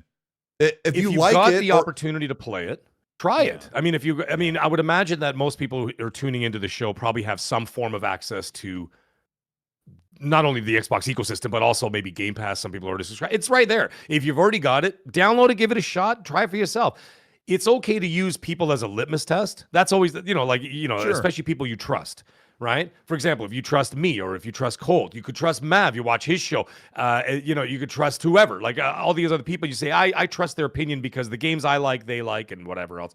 And that's totally fine. And but at the end of the day, the controller's got to be in your hand. And you've got to sit there and either connect or not connect with the game. That's a very personal thing. I know it sounds kind of silly, but video games are an art form, and there is a point of connection with the game. You guys ever felt that? And I know you guys have felt this because I feel This is it. perfect. You know, when sometimes you're playing a game, it might be an hour in, and you're still trying to figure out what's going on. Like, what was it? Left bumper does what? Okay, left bumper does this. And then you're like, oh, what is right bumper? Oh, right bumper pulls out the wheel. Oh, okay, the weapon wheel. Okay, I get it. And then once you get past that phase, if that game grabs you, whether it's the narrative, whether it's the gameplay loop, or all of the above, and then all of a sudden you get locked in, right? And then you're like, oh, I love this game. And that's that magical moment of video games where you're like, I'm in. I'm loving this. And then you just can't tear yourself away. You're at work and you're sitting there, doing papers or whatever. And they're like, Johnson, I need those emails on my desk. And then all of a sudden but in your head, you're going, okay, in order to get in that cave, what if I move the stone to the right and then go up top and pull that lever? Maybe that'll do it. You know what I mean? And so I think at the end of the day, you got to do that for yourself. So take people's opinions, but like Colt said, even the ratings are very good. It may work for you, it may not work for you, but sit there, give it a shot if you have the opportunity to, and then try for yourself. You may be surprised by what you find, man. Yeah, I checked the Outer Worlds for you when you were talking, and it's an 8 across the board. It's 88 with critics' recommendation of how many would recommend you play it.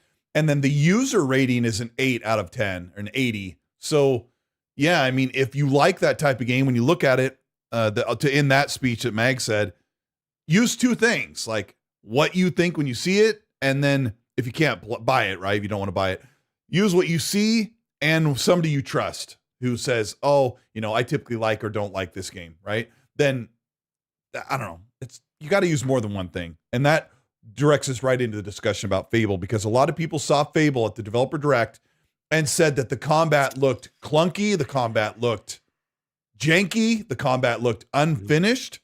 And I want to talk about the performance of Fable, what the expectations, and I guess before we do that, I want to talk about what our initial impressions are, just taking a step back and how we feel about Fable. I'll start off. I made a whole video, but I'll start off with the worst.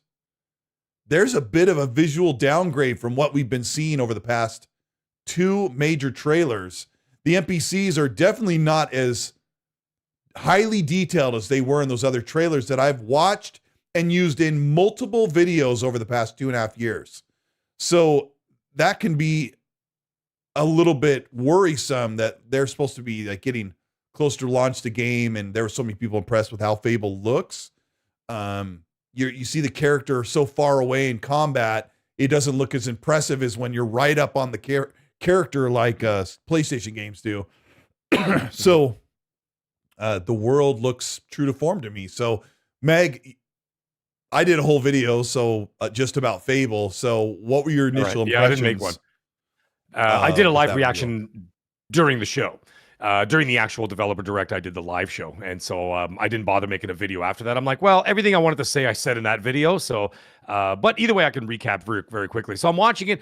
Presentation looked good. I like the music. I like the art style. Very Fairy Tale meets Hogwarts Legacy kind of vibe. Like, you know what I mean? Like that sort of the softer tones, the rounded edges of the homes and the trees and the whatever, the bushes and all that kind of thing. And all the shrubbery and the dirt roads into the towns and the people. Like it had that it had that kind of vibe. Yeah. You know what I'm saying? Like that very rounded, not creepy soft, or eerie or evil, Yeah, it didn't have it wasn't very angular looking buildings and graphics. It all looked like it came out of a children's storybook, right? So like, when you pick up like those old Disney storybooks when you're a kid and you open them up and whether it's Pinocchio or The Lion King or Little Mermaid, and it's got that sort of vibe to it, that sort of Disney-ish vibe. And it sort of looked like that in its way. And I'm like, oh, this is very charming. And so I'm looking at that and all this stuff. Now, I did notice a couple things like you mentioned there before. Actually, funny, earlier today, I was watching Maddie Plays breakdown of it. He said the exact same thing. And I think it was obvious. He said, I think the game needs more time. That's what he was saying. And I'm looking at some of the animations and I'm like, oh. So I'm like, is it just, and I looked at the chat. So I'm like watching it. I didn't say anything at first. And I'm like, is it just me or, and then I look at the chat and then people are like, yo, is this 24 frames a second? Like, what's happening here? But then all of a sudden it'll go from that and then it'll go to something else that looks absolutely stunning. And I'm like, whoa, there we go. We're back in business. All right. We're like, it looks like 60 FPS. It looks great. Smooth animations. Yeah. Not 60, but not 60. Well, but... I'm just saying, you know, yeah. I'm just saying like it looks smoother. You know what I mean? It had that vibe to it. It almost looked like a performance level. And then all of a sudden I see some of the combat and I'm like, ooh, that looks a little, and so I'm like, maybe it does need a little more time. But I played that combat back at 0.25 speed trying to get screenshots for my thumbnail. Right. Yeah. And that's when I noticed, because I've got a 65-inch OLED so close to me I can reach and touch it when I'm working. Right. And I was watching the YouTube, the footage, and in slow motion trying to get the screenshots, and it just looked like the detail was lost in the compression. And so I was like, this is not as detailed as I thought it would be, but also when you pull the camera away, level of detail reduces. So I'm like, I know when you go into photo mode, you can zoom in and that would look a lot better, but this one won't launch with photo mode. Trust me, like this Xbox is so allergic to photo mode. But okay, I'm sorry, I went off topic. That's all good. In combat, when your character hits the enemy, right as they hit them, the frame holds for an entire frame draw. And then the weapon goes through. Now, everyone says that's janky, but here's when we were talking about a half an hour ago about how you need to play the game to understand what it feels like, because people are just looking. And I know that I was doing this, but most people are like, trash, looks like trash. And I don't blame them. I mean, that's just how we are when we look at things. But I'll tell you this. Yeah. Hit drag is so important. It is the difference between your combat feeling floaty and what's the other word? Like weighty. I mean, like you know when people say like Skyrim is so great, but when you hit, remember what we love about Dead Island 2? When you hit those enemies. Oh God, yeah. You hit him, you felt like you hitting something. Like I was like, oh, like the weightiness, never mind the sound, but like even the sound design, but even like the feel of it. You can even feel it in your controller. When you hit somebody in the face with a steel pipe, you're like, oh, it like bounces you off of them away. Or the way the way it impactful. Thank you, Sammy. Yeah. He nailed it. Impactful. Yeah, the way that a weapon goes across the body or the face. And you guys won't trust me unless you play Avowed in first person. Avowed's melee combat is it is the best first person combat in an RPG I've ever experienced. When you hit them with a sword or a weapon, it feels like you're striking them. You feel it? Because they added hit drag to the game in the last 9 months of development, and it wasn't there in the first preview, and people didn't like it. They just said, oh, the combat feels floaty, it feels weak, it feels lame. They added this hit drag, and you have sound design, visual feedback, the hit drag. And so the problem is, it looks like Fable, this is super techie, it looks like Fable added hit drag by stalling your weapon and then having it going across instead of having it bounce or slow down. Because when I was watching it at 0.25 speed, and Red Wolf will love this because he watches videos like that all the time, I was like, that's kind of a weakness. Like, they're cheating. They're holding the weapon like, okay, I'll do it. It's like, right, like that. I don't know if that comes across on the stream if you're watching, but that extra frame to add an artificial hit drag with great sound design, controller feedback, that might feel just fine. But hopefully they're listening. That might be something that they just tweak. And that could be something as simple as in the animation, instead of it stalling out for 1 to 2 frames, they need to add that extra slower frame or add in that extra key point that will give you that hit drag. I'll move on from that because that could be just bore you to death talking about it. But it's important for combat to feel impactful. And I think they're doing that. And people look at it and say it's janky from far away. Well, I don't know. that's the thing. I mean, there was like even when she was on the horse and stuff, I was like, oh, I'm like, it looks a little rough, but I'm like, okay, whatever. But like I said, I just watched Matty Plays' video today where he was talking about it, and he What was did he talking about the say? good and the bad. He was saying exactly what we're basically saying. He's like, it looks a little rough. It looks like it needs more time in the oven. And he goes, it's totally fine because it's coming out in the fall, and it will, or maybe even a little bit beyond that. We don't know. But either way. It looked like it needed a little more time there, and some of those other mechanics in the game, there was a couple of concerns, which is whatever. I mean, we'll have to wait to see when the game comes out. But some of the other ones where like the people react in certain ways is like, okay, well, all these NPCs will react to you in certain ways, depending on what you do. You might evict them, you might buy too many homes, you might do this, and all these different mechanics. Is it actually going to come together cohesively? So that was something that people are talking about, saying, or are they biting off too much more than they could chew? But we're gonna have to wait and find out until the game comes out. There's lots of time. They've got probably anywhere between 9 and 10 months, maybe even more. They said what I mean. They said they haven't even really revealed a lot of the mechanics in the game yet. They're not ready to talk about them. And I saw in the chat, who is it? Les says, "Why can't we become good and evil?" You can. You can't. Your face won't change. You won't grow horns. You won't have the physical appearance. But what they did. The funny thing is, what they did is they didn't want all of the NPCs to treat you exactly the same, which I think is going to be really super dynamic because we've played so many games where you have a karma meter and everyone like hates you when you come to town or scared because you're a vampire and they all run away. But what they did was they made 1,000 NPCs, and if there's some evil or greasy characters and you come back from doing something, that greasy character will go, right? And then you'll walk by like a merchant lady and she'll be like, "You're so foul." And so you get this dynamic reaction when you walk into town that I think might be really cool. Hopefully it works that way really well. But I don't know. Sorry, I interrupted you. Yeah, we'll see how that goes. There was one funny thing. I thought you guys would laugh at this. Is that my wife watched it because my wife was always a Fable fan from back in the 360 days when I drunkenly bought her a 360 Elite way back when we were dating. So we were literally, I was just sitting in a bar waiting for her to join me, and I just got up and I walked across the street to EB Games, which is of course now GameStop, and I went and bought her a 360 Elite because she didn't have a console at the time, and I walked in there and I was like the guy from the country buffet. I walked in there like half cocked out of my mind on beer, and I went, "Give me that." And the guy's like, okay. And he turned around, he got me a 360 Elite, and I'm like, and then I just walked out with this box and I walked back into the bar and I gave it to her. But anyways, she loved Fable, and it's been obviously a very long time. And so she sat down to watch it last night after the football game, after the Seattle game. By the way, congratulations on that.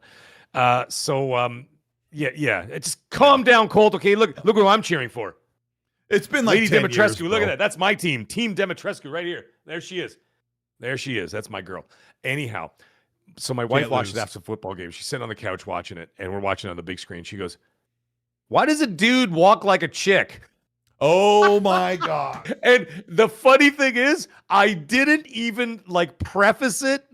I didn't say anything about it. I didn't bring it. I didn't say like, "Oh, honey, here, check it out." The guy walked. She's just sitting there watching it, and I'm like, "Here, honey, did you watch the Fable thing?" She goes, "No, put it on." So I put it on. That's the first thing she said. She goes, "Why does a dude walk like a chick?" And this comes from a woman, a crazy woman, by the way. She married me, but either way, So that was pretty funny, and I couldn't stop laughing. I'm like, "Honey, you should see the online comments." I must walk fairly dainty because I did not notice that until everyone else told me about it. And then I didn't notice it either because I was doing the live stream. I was talking to the chat. I was looking at the video, and you know what I mean when you're doing so many things at once, right? But when I watched it again later, I'm like, "Oh yeah, he does walk." It's so subtle. Like, okay, so his hands aren't clenched, kind of like, and he's not like, he doesn't have the most manly arms, but it's the butt, like his. What are you doing?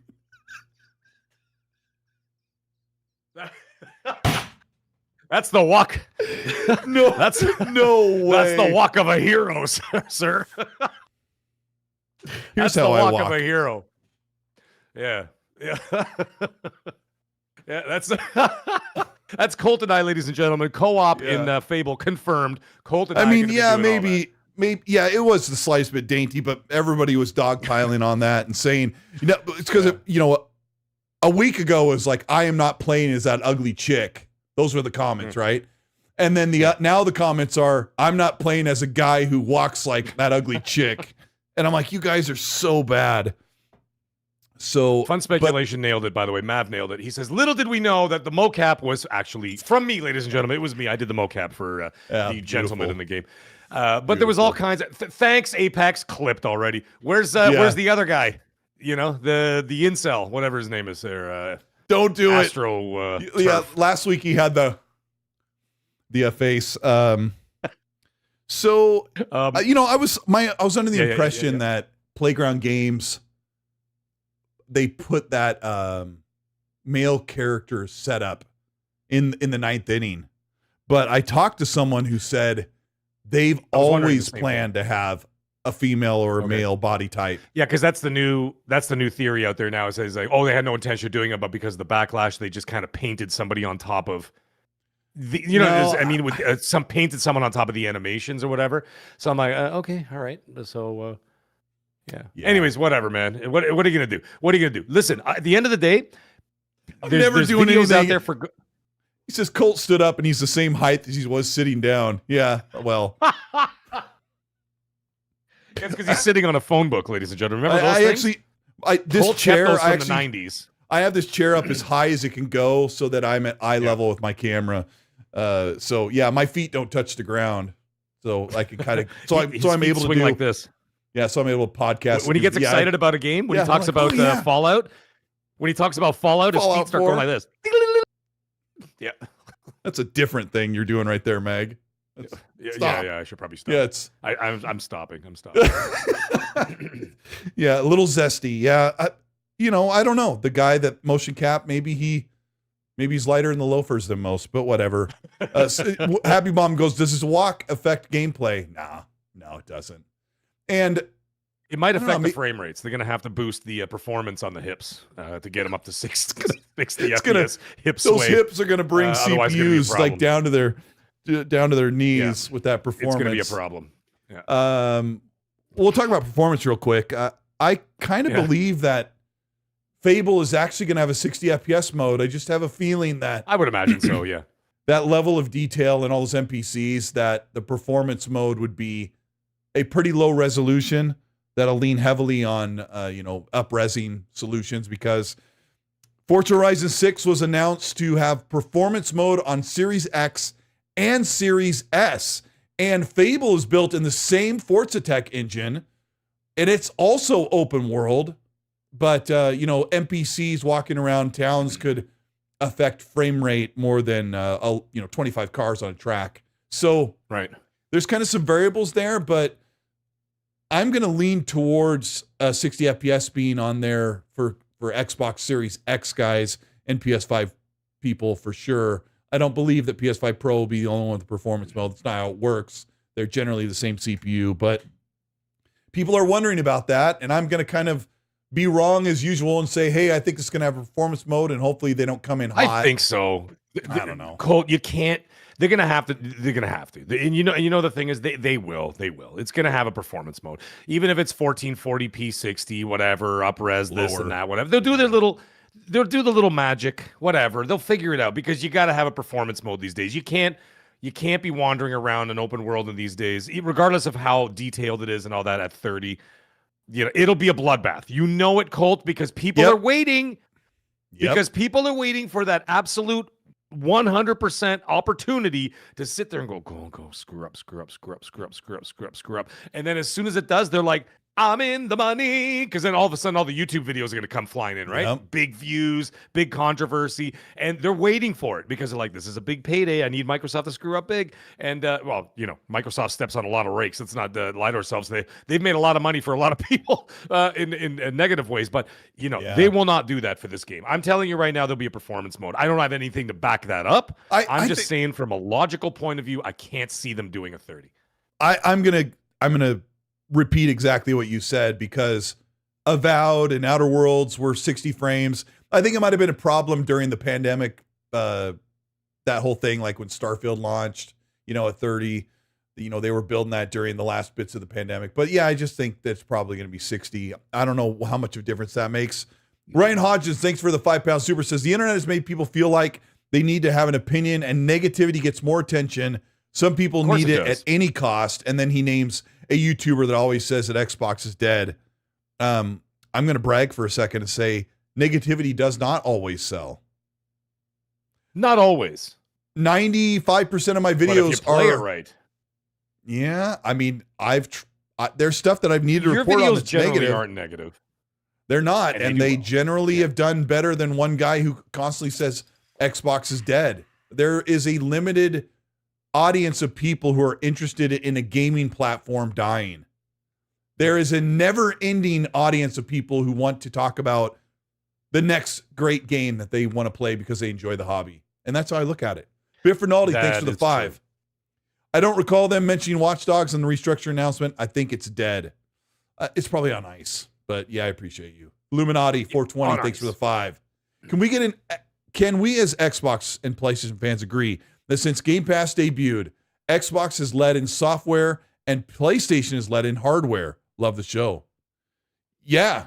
I made a statement about the 4 horsemen of the apocalypse, the 4 horsemen of Xbox, with Fable, Gears, Forza, and Halo all coming out this year. I said, it's really great. This is a great time for Xbox. People were like, it's all on my PS5. And I'm like, well, yeah, be happy.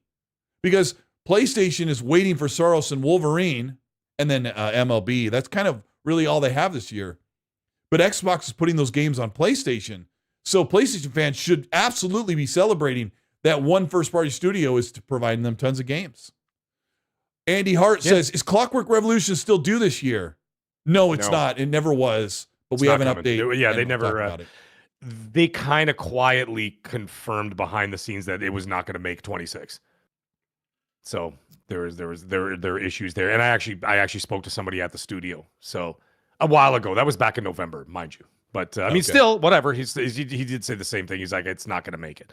So there were some other issues, but nothing bad, nothing majorly bad. Anyways, carry on. Sorry. I just thought No, it's good. I have a little tidbit from a recent interview that I'll share about Clockwork in a minute. Boner Jams from Under the Bus Network podcast with the $5 super says, I never know what he's going to say until I say it out loud, but he says, want to thank Kurt Lovewood and Mag for the early birthday bouquet of Godivas, Haribo. Oh, gosh, dang it. You're welcome. Yeah. Do you want me to read it? Yeah, you read it. I'm going to start blushing. I got to find it now. I lost it. I had it here just a second ago. And I see Red Wolf here. Oh, here we go. He goes, I want to thank Cult Lovewood and Meg for the early B-Day bouquet of Godivas. Really? The Haribo edible underwear, the dental dam and love. Let's do a show soon. Every single week, we come onto XNC, and every single week, Boner Jams drops a super chat. And every single time he does, Colt and I always say the same thing since like 2023. We got to go do a show with that guy. It's now 2026. We still haven't done a show with him yet. Hey, Paris, why didn't you go to the Highguard event? Long-running gag. Paris, maybe that's the gag. Paris, if you're so important, why didn't you go to the Highguard event, huh? How come I didn't see you there? Where's your Lambo, Paris? Where's your Lamborghini and your cool lanyard? Because Mag and I were at the event. We got express invitations. We even made them with AI.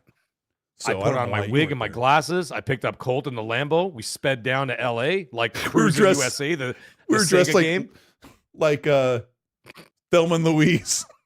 Yeah, exactly. I had the scarf we drove over like my head. Cruising USA at 11 frames per second. Yeah, in my Lambo, all the way down to California. And then we weren't invited to the event. We stood outside with some 7-foot tall guy, and that's how it ended. Yeah, we're out there with what's his name? Red Wolf, thanks so much for the 5. He goes, saw some people saying a male character had a feminine walk, and it's true. Some male players had a masculine walk. I bet we can change walk styles. That's funny, but that's not going to help their case. What if? I hope your first lots child of games do that. Is a masculine child. Starfield lets you change between 2 walk styles, and One is feminine and one is not. And maybe that's what they did. You know, it's one of those things that's going to become a big issue until it's not an issue anymore. Yeah, you know? yeah. But oh well. But good point, Red. Appreciate it. Andy Hart with another one. Thank you for the £2 super says, any news on Fallout 3 remake? Do you think it's 2027? Maybe, but not this year. He also says, here's a thought on the frame rate resolution. I personally think I would be happy with 4K 30 and 1440p 60. Thoughts? My thoughts as absolutely. Give me a 1440 60 is absolutely no problem. And yeah, I think it's going to be closer to 1080p 60. On and Series then maybe X. on the and maybe on the PC side you'd be able to do 1440p or maybe who knows, whatever the 60 with like ray tracing or whatever, and maybe jazz it up a little bit for the PS5 Pro. I don't know. We're gonna have to wait and see what they do when they release it. Beer Baron, where were you today? Where were you today? Sorry, I'm screaming at him. He's like, you secretly playing Highguard. We were playing Highguard today. Colteastwood and I were doing a live stream. 1,000 people watched it. Where were you, Beer Baron? Were you baroning beer somewhere? You should have been there. We sat in the lobby for 57 minutes. And smoking. The salted pork is particularly good. You young rascals. Yeah. So good, man. It was so man. Good. At the end, at the movie, let me cut to Lord of the Rings real quick. Peter Jackson was in front of the camera for 20 minutes from each movie, and he's like, okay, you're here to watch Return of the King, and he tells a story about the difficulty and how they were getting the footage and some of the weird things that happen. And he opened it up by saying a spoiler from what happens at the very, very end. And my son, who's watched the movies with me, for some reason, he remembered everything from the extended versions, but he kind of forgot about Return of the King. And he's like, I don't really remember what happens. So when Peter Jackson started talking, he goes, yeah. There's 7 endings, so technically, he just couldn't remember one out of the 7 endings. Yeah. So actually, it was really cool because we were there yesterday, and the whole thing of going up Mount Doom and everything, he didn't remember that, and he's 14 now, so he experienced it all in real time for the first time, and that's awesome. When the hobbits all got together with Gandalf and Elrond, and they were like over by the shores, and I don't want to spoil anything, but they were like all talking, and it's very somber. And I was like, don't you cry, you son.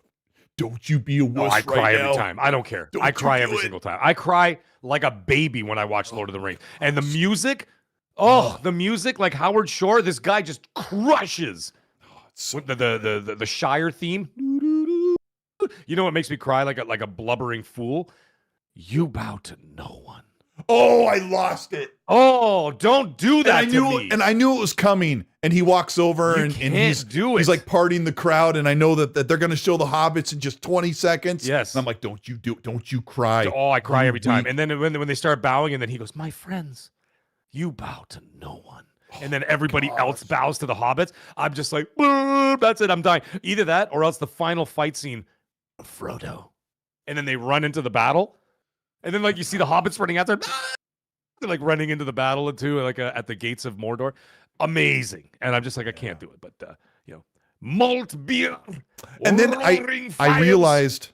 Meat off the bone. Sorry. Yeah. You sound just like him. I realized that when they're on the stairs to the Morgul Vale, they're up there, and Gollum, like, gets Samwise to look like he's betraying Frodo. And he's like, yeah. It's you. You need to go home. And Sam goes, yeah. You don't mean that. God. And I'm like, oh my gosh. And then they're all later, dirty and crying and and then later at the end, when Frodo's trying to get on the boat, he's like, my time's done. And he goes, you don't mean that. He said the exact same words. And I'm like, yes. And then I start walking all dainty out of the. That's it. We start walking. There it is. We start walking like Fable characters, ladies and gentlemen. That's what ends up happening. Game adaptation. You only cry when Ricky gets shot. I know that reference. I know that reference. I'm like Captain America and Avengers. I know that reference. Boys in the Hood. Hey, I'll tell you what. I'm going to stand on this. Don't need to be seeing this. I'm going to stand on this one. Menace to Society is a better movie than Boys in the Hood. No, stop that right now. It's not as good. It's not as good. It's juvenile. It's better. It's better. I found it to be a juvenile, ridiculous story. It was dumb. The main character was an idiot. I hated him. He was a jerk. And I'm like, when he got shot, I was glad he got shot. I'm like, I hope they shoot him again. I hope they go back and they circle around and shoot him again. You have to walk dainty for me for saying that. Walk dainty. Ricky was a different story. The guy was going to college. Yep. He was doing everything right. Star. Yeah. The only thing he got into is he got into the, Samson there with the long hair, with the Jerry curl there. He got into it with him at the swap meet, when they kind of bumped into each other. Yeah. He's like, then Ice Cube comes out, "Zip me?" And he's like lifting up his jacket, and you can see his fat belly and his gun sitting in there. Yeah, it's good stuff, man. Oh man. Those are Boys in the Hood's a better movie. Come on. It's funny because how I grew up, those movies are pivotal to me. And I didn't grow up in that world, obviously. I didn't grow up like that. Not. Yeah. It's like, no, but it means so much. It's like, it's our only portal into the crazy life that people lived in the 90s in LA. Dude, 1987 was a pivotal year in music. I had Appetite for Destruction and Straight Outta Compton came out the same summer. They did? So it was like opposite ends of the spectrum of music. You had Guns N' Roses with probably one of the most pivotal rock albums of all time, Appetite for Destruction. And then you had Straight Outta Compton that completely changed hip-hop forever. We were in sixth grade. No, I was in grade 7. I was in grade 7. So I was like, I don't know. Well, I was still 13. Did you graduate in 94? Yes, 94, yeah. So you were still in sixth grade 13. when Appetite came out. You were still in grade 6. Yeah. And then never mind the movies. You had Predator, RoboCop, and Die Hard came out the same year. What are we talking about? Can we go back to 87 and then buy a bunch of Microsoft stock at like $3? And what games came out in Back to the Future? What game came out in 1987? That was 1987 video games. Shinobi, maybe. I didn't play on the Sega. Mario 3. I think Mario 3 kind of rings a bell. One of my favorites, Castlevania 2 Simon's Quest. I actually really like that game. Yeah. I never liked the Zelda games back then. Afterburner, remember playing that in the arcade? Come on, folks. Do you remember looking at Afterburner in the arcade thinking it was Top Gun come to life with a freaking joystick? It was, man. I love it. So Double real. Dragon. Double Dragon's 87. Shinobi did come out that year. Yep. The original Street Fighter, Operation Wolf.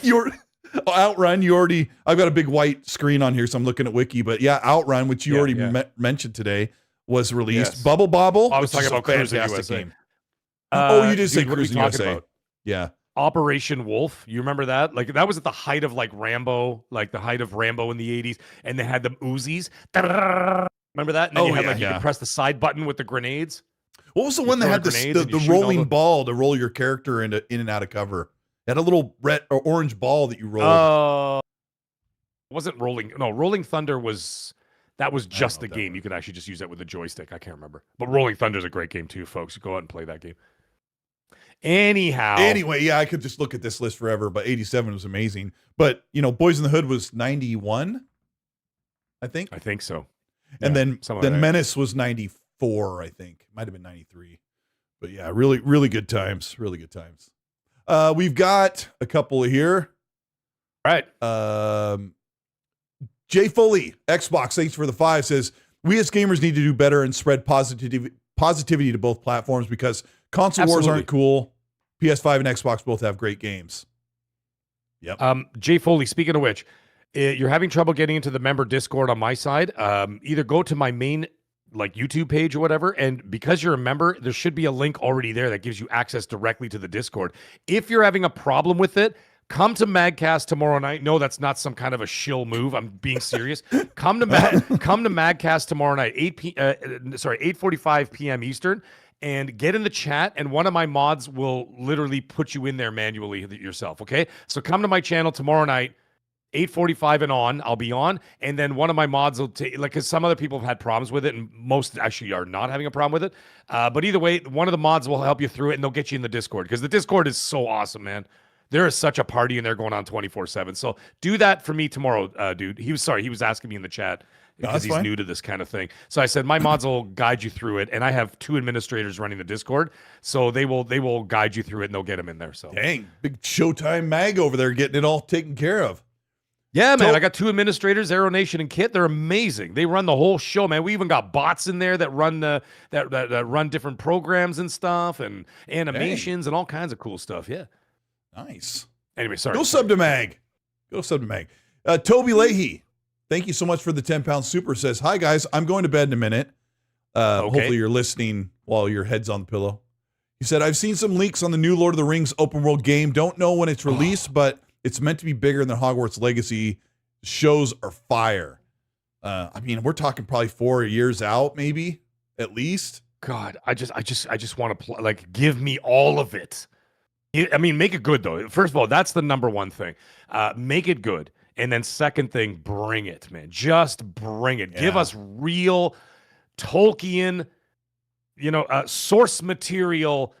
A video game with all that stuff in there. Make it scary, make it good, make it like the movies, for crying out loud. They covered, like, the movies just nailed the vibe and everything about it. Like, how terrifying is it when they were outside of the Dead City in Return of the King, and then the what's it called? The Nazgul comes down and goes, does the thing, and then like the gates open and all the monster orcs and monsters come walking out, and I'm like, this is scary. Bring all of that to the video game. Just imagine if it was like Hogwarts, where you could choose a male or a female from Rohan or Gondor, or you could choose a hobbit or a dwarf, and you like make your custom character, and then you go out and live in that world. I would absolutely love that. The last really great Lord of the Rings thing we got was Shadow and War, the Mordor games, which are awesome. Yes, the Mordor games. Yeah, they were great games. The first one I thought was better than the second one. That was my personal opinion. I thought the first one was just stellar. The second one didn't hit the mark as much for me. Second one had those big moments. There's a Balrog. You can fly the fell beasts from the Nazgul and stuff. But yeah, that's such a distant memory to me right now. That was 2017. Yeah, well, it was a while back. But either way, I'm excited for it. Which, I mean, I know, like, everybody wants to scratch that itch. If it really sticks the landing, I mean, we've got Crimson Desert coming out in like literally 6 weeks, right? Yeah, barely. Yeah, that could be 6 weeks. So that could be like a Lord of the Rings thing. That might be the one. Yeah, that might be the one to scratch that itch. My issue is that now people are telling me how trash and how mid Hogwarts Legacy is, when I thought we all really enjoyed it. Okay. I'm like, it makes me wonder sometimes, like, wait, were games good, or am I just dumb? I don't really mean that, but holy crap, bro. Hogwarts great. Legacy was great, man. Yeah, it was awesome. Yeah.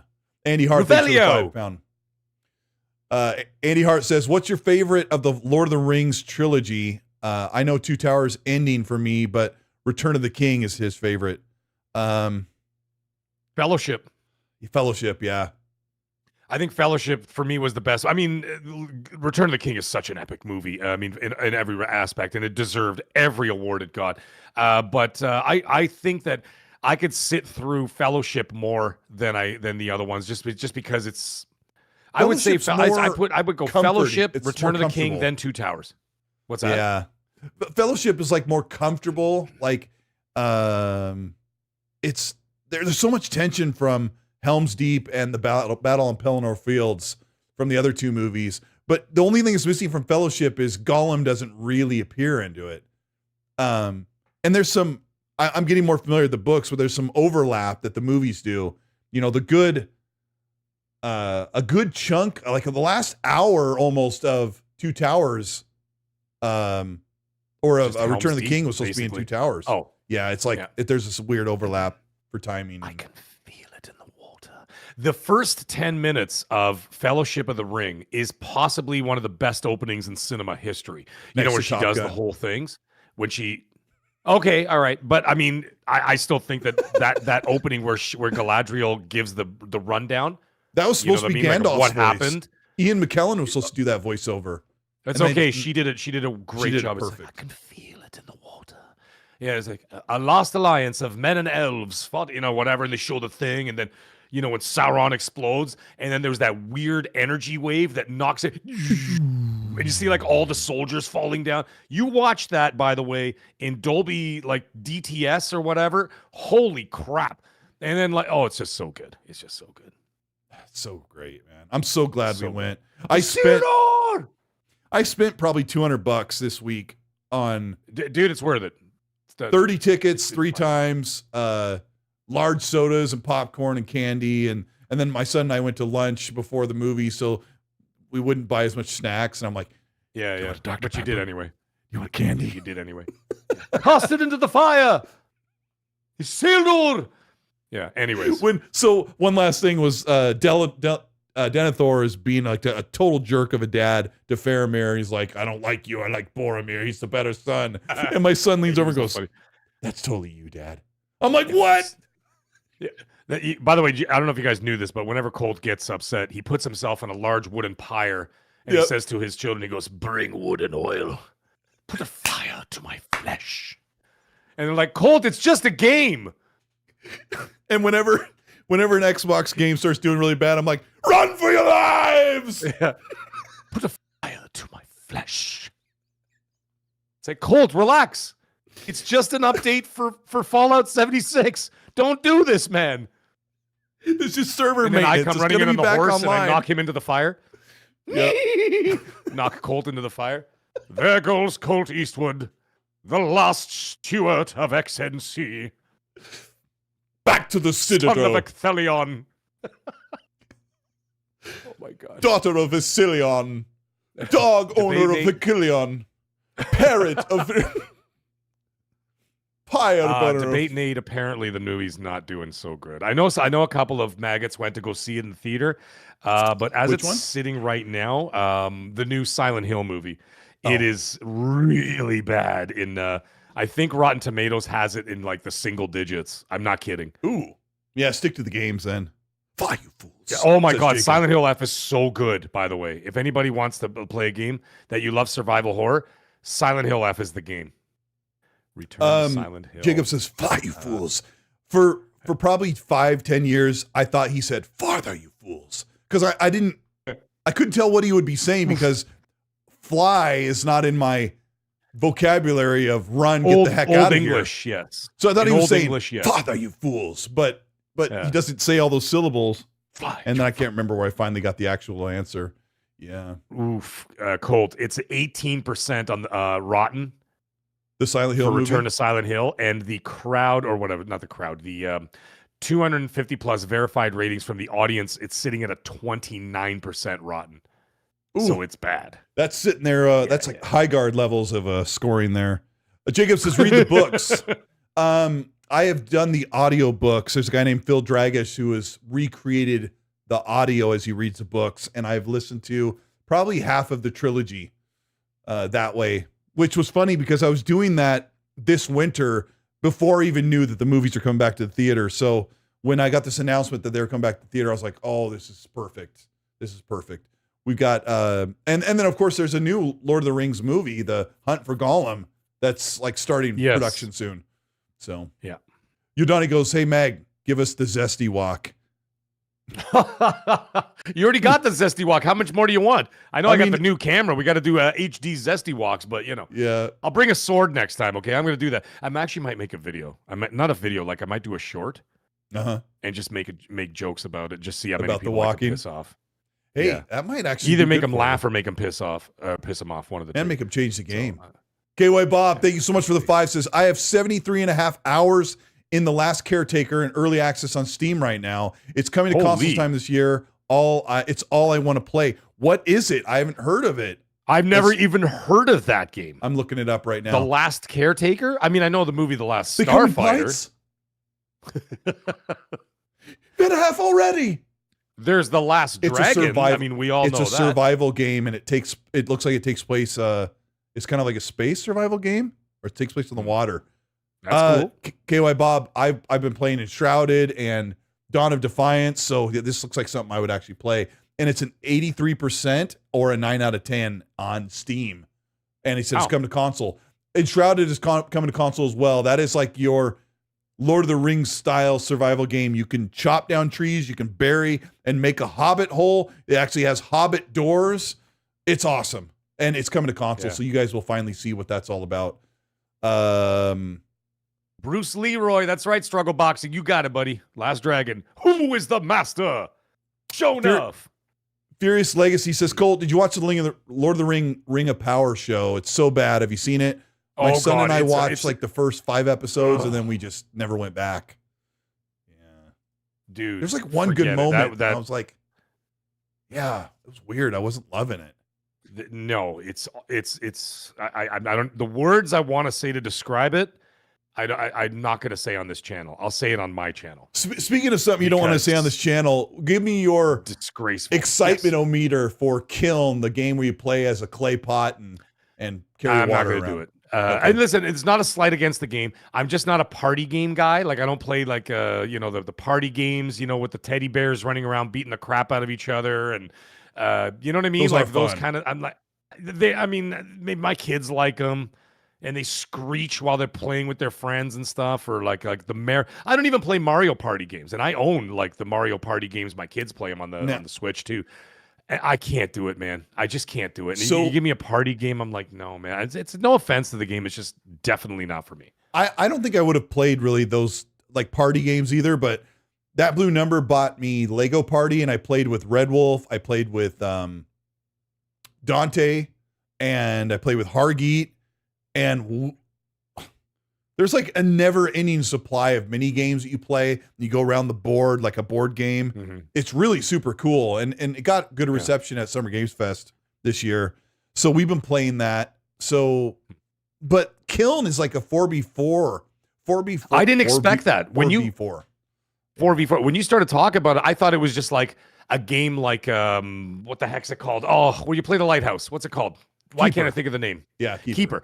I thought it was going to be a game like Keeper, where it was like a single player game and you just walked around as a clay pot or whatever. You rolled around and you did some stuff. I didn't realize it was like a multiplayer party game. Colin Prime, he says, I love Mario Party on Kart. Mario Kart I play because it's a racing game. You know what I mean? Like I'll play a racing game. That's a little different because you're playing like a racing game like against other people. To me, that's still like in the same category. Obviously not the same quality, obviously, as like a Forza Horizon. I know I'm going in there to play with my friends and this and that. It's different. But like a Mario Party game where they have all these mini games and stuff, I'm just not into it. It's just not my thing. But it's fine. It's fine. Like my kids would probably love to play Kiln. I bet you they would enjoy that. Yeah, there's just going to be games that we're going to skip that, I didn't play Keeper at all. I still haven't, and I might never play it, even though people said it's really cool. Right. Debate says, do you think that Crimson Desert will have a demo for public soon? No, like they'll just launch the game. They've gone I don't gold. think so. They're coming out in 2 months, and I hope it's as good. Yeah, Happy Mom says, is it a full Beast. Price game? That's the one. That's the one. Human Fall Flat, Gang Beast. My kids play all those. Happy Bomb. Thank you. Those are the names of the games. I just call them the floppy teddy bears and stuff. And Gang Beast is really, really fun, but I don't play them very much. But watching my wife and my kids or friends play Gang Beasts, they laugh their heads off, and I just take so much joy watching how funny those games are. And I've had some fun times playing them, but I always try to carve out time out of them. play. Now my kids are sort of evolving now. Like my son is no longer playing those games. He barely plays Fortnite anymore. Like he's moved. Now he's playing Call of Duty and Battlefield. Then he's playing single player like story games. Like he started, like his tastes are changing, right? And that's the funny thing when everybody's like, oh, no. You have to make all the games like these service games like this because that's what the generation wants. And I'm like, wrong. That's what the kids want. The older people will grow away from those games and go towards the more mature games that we, the graybeards, are playing now. Yeah. Generations always move forward, so there'll always be an audience. But anyways, sorry, carry on. Yeah, I know, and it does kind of evolve in its own way. Jay Foley, thank you for joining the channel membership. You get early access and special chat privileges. Like if you write something right now, you'll have like a little colored name. So there you go. Thank you so much for doing that. Jay Foley, don't forget to visit my channel tomorrow night. My mods will take care of you and get you in that Discord. Okay, bud? Because he's been having trouble. He's been talking to me in the chat about it during the show. And he's like, I'm still having trouble because he's new to it, right? He goes, I'm new to all this and whatever. Yeah. And I'm like, don't worry. We'll walk you through it, dude. It'll be very, very easy. Hey, half the time, I don't even know what the heck I'm doing. We got, there's a bunch of games coming out. 78 Incorporated. Thank you so much for the $10 super chat. He says, don't forget about Romeo's a Dead Man coming February 11th. which is in a week and a half, about 2 weeks. Romeo is a Dead Man is like a Dead Rising style, kind of Japanese, kind of weird, funky looking game. Dead as Disco and Spine are coming this year. Spine is the red-haired cyberpunk girl that has like the Batman combat, but also gun kana. I don't know if that game's going to do very well, but I've kind of showcased it a couple times. It looks like something fun to mess around with. I don't know if it'll have staying power, but Romeo's a Dead Man looks pretty cool. I'm looking at it right now. It's pretty crazy looking. I'm watching right? the trailer. Looks pretty. Yeah, it looks pretty wild. Yeah. Yeah. There's so much, and Meg and I were talking during the stream about $80 games, and we both believe that the first $80 game will be Call of Duty. That Fable I believe and that. Forza Horizon 6 will not be $80, and we also think that Grand Theft Auto will be $80, not $100 or $120 like people think. That's just I'm thinking that. And these are just thoughts. I mean, we'll see if we're right or wrong at the end of the year. But I have a feeling Call of Duty will be 80, and GTA 6 will be 80. That's those are the two games that'll hit $80 this year. And again, yes, you're right, DeMarco. Yeah, like we're saying, Fable and the other games from Xbox, third party, and from PlayStation will remain at 70. Except for now, the Call of Duty, I think they might be able to say they're going to say, oh well, it's current gen only now. We dropped the PS4 and Xbox One. It's costing more, whatever. I don't know, whatever the hell they're going to say. They're gonna massage it into there somehow. And then GTA 6 can do whatever it wants, and they don't have to give you an explanation. They'll be like, it's because it's GTA 6. Take it or leave it. And everybody's going to begrudgingly go, God damn it, and they're going to take it anyway. Yeah. So $100 for early access. I'm like, here we go. Tap. Yeah, it's going to happen anyway. Speaking of early access. Sorry, go ahead. I also believe that Xbox could totally sell Fable for $80 and just say, well, we have Game Pass if you don't like it. And I hate that if they do it, but you can't put it past these corporations. They need to make sure they're making their money because they're like, PlayStation guys could pay full price. Xbox guys won't have to, or PC guys won't have to because of Game Pass. But I don't think that's the right answer, but it could happen. Yeah. It could happen. I mean, you're going to say about speaking of early access? Experts. Well, they're experts at painting people into corners financially, right? That's what they do. They are. So, and then don't think for 1 second, by the way, that Game Pass isn't going up in price this year. It will. So, by the way, before I ask you about the early access thing, yes. There were a couple of troglodytes trying to get a gotcha moment on me because in early 2024, before the business update, when Xbox went multi-platform, I said, I had a tweet where I replied to someone where I said, I don't think Fable is coming to PS5 at launch, which means it's probably coming to PS5, but it's probably not ready for launch. And they were screenshotting that and insulting me like they had a gotcha on me. I'm like, bro, like, I didn't think it would. And we're talking early 2024 before they didn't go fully multi-platform till August. And this was like in January, February.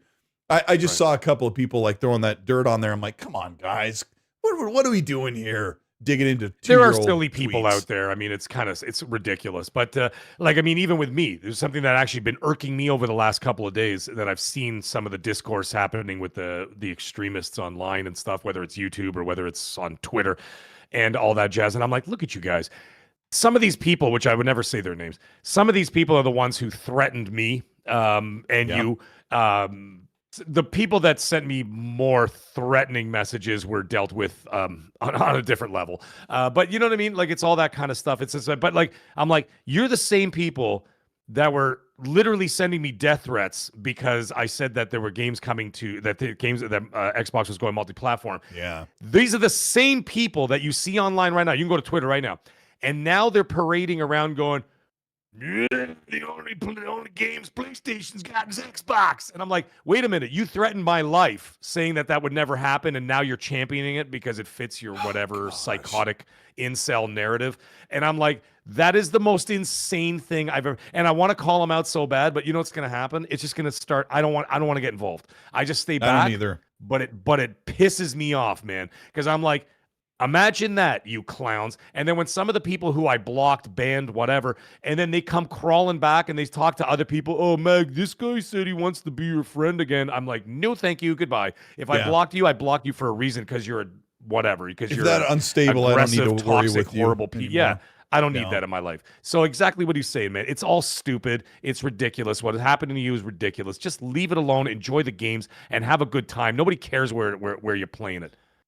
You know what I mean? And the thing is, it's only a small percentage of people that carry this discourse with them, and they carry it online. And this whole this whole salty, aggressive, ugly behavior that you see out there. I don't give any of that the time of day anymore. It's not worth it. And the thing is, the majority of people out there are actually good, normal, well-adjusted people that just want to play video games together. And you know how I know that is because when I stream multiplayer games on my channel, I got guys from Xbox, PlayStation, PC, all playing together. No one's calling each other names. No one's saying anything about whatever else. You're there to play the games, and we have a great time doing it. And that's what everybody should be doing. But I mean, you can't expect that. That's like asking for world peace. It's never going to happen. But I mean, you could choose to walk away from it. So what happens? That kind of stuff that happens to you. Just turn your back, man. It's not worth it. Because like I said, they're like the 1% of idiots. I do have to have some restraint for once in my life, but I'm very impulsive. So yeah, I don't know. 121p, knock it off. But yeah, appreciate it, guys. I don't know what's in the pipeline for the week. But thanks for checking out XSE. This is episode 237. And we're just cranking along. There's a lot more to come. It's a really good year to look forward to games, and we'll have lots to talk about. And there's even subjects we didn't even get to today, but we appreciate you taking the time to hang out with us. There's always something. Yeah, hit the like button and show your support, and go subscribe to Mag. Mag, tell them what you have. Yes, sir. Set out for the week, and then we'll get out. Oh, yes. Actually, tomorrow is a busy day. I'm releasing my video for my marinated review on Code Violet. I finally sat down and got all my thoughts and everything out, and got the video done today, but the video will be released tomorrow morning. So yes, you get to enjoy, and actually it's a really funny video, if I may say so. Some of the stuff I say in there, I thought I was even laughing myself. But anyways, my Code Violet marinated review is out tomorrow morning, so go check that out on my channel. I'm sure one of the mods will put a link in there in the description, or sorry, in the chat. Tomorrow night, 8:45 Eastern, is going to be Magcast. So we're going to be doing all that. I'll be doing a couple of shorts during the week. I'm going to do a funny Fable short this week, just because I thought it would be funny. So I'm liking it already. Thank you very much, Furious Man. I appreciate you, brother. And so I'm going to do a Fable one. It's probably going to bother some people. They're going to be like, "Oh, come on!" But it's all just in fun. I'm going to do that. And then Friday night, we will be continuing playing Silent Hill F, overwhelming popular demand, because I usually leave it in the hands of the maggots. And I'm like, guys, what do you want me to play on Friday Night Live? And the last couple of weeks, it's been overwhelming response of we want to see Silent Hill F, Silent Hill F. So I will be doing that this week, maybe even a bonus stream. I'm not sure yet. And then on top of that, I will be doing, starting in a couple of weeks, I will be also doing on the channel the Shadows of Rose Resident Evil DLC that's going to basically dovetail us directly into Requiem, because the story is actually connected, right? So the events of Requiem take place after the events of Shadows of Rose. So I'll be doing that as well. So anyways, check out the channel. I got a lot of stuff going on. I might even do, if I'm feeling squirrely, I might even do another Highguard stream and give it another go. So I might give it another shot tomorrow. Just play a couple of rounds and see what happens. We'll see what goes down. But anyways, Colt, thank you so much. Chat, you guys are absolutely amazing. We love you guys. And listen, we'll see you guys tomorrow night, 8:45 Eastern on my channel for Magcast. It should be a wild time as always. So have a great night, guys. Yeah, make sure you sub, guys. Have a good week. We'll see you.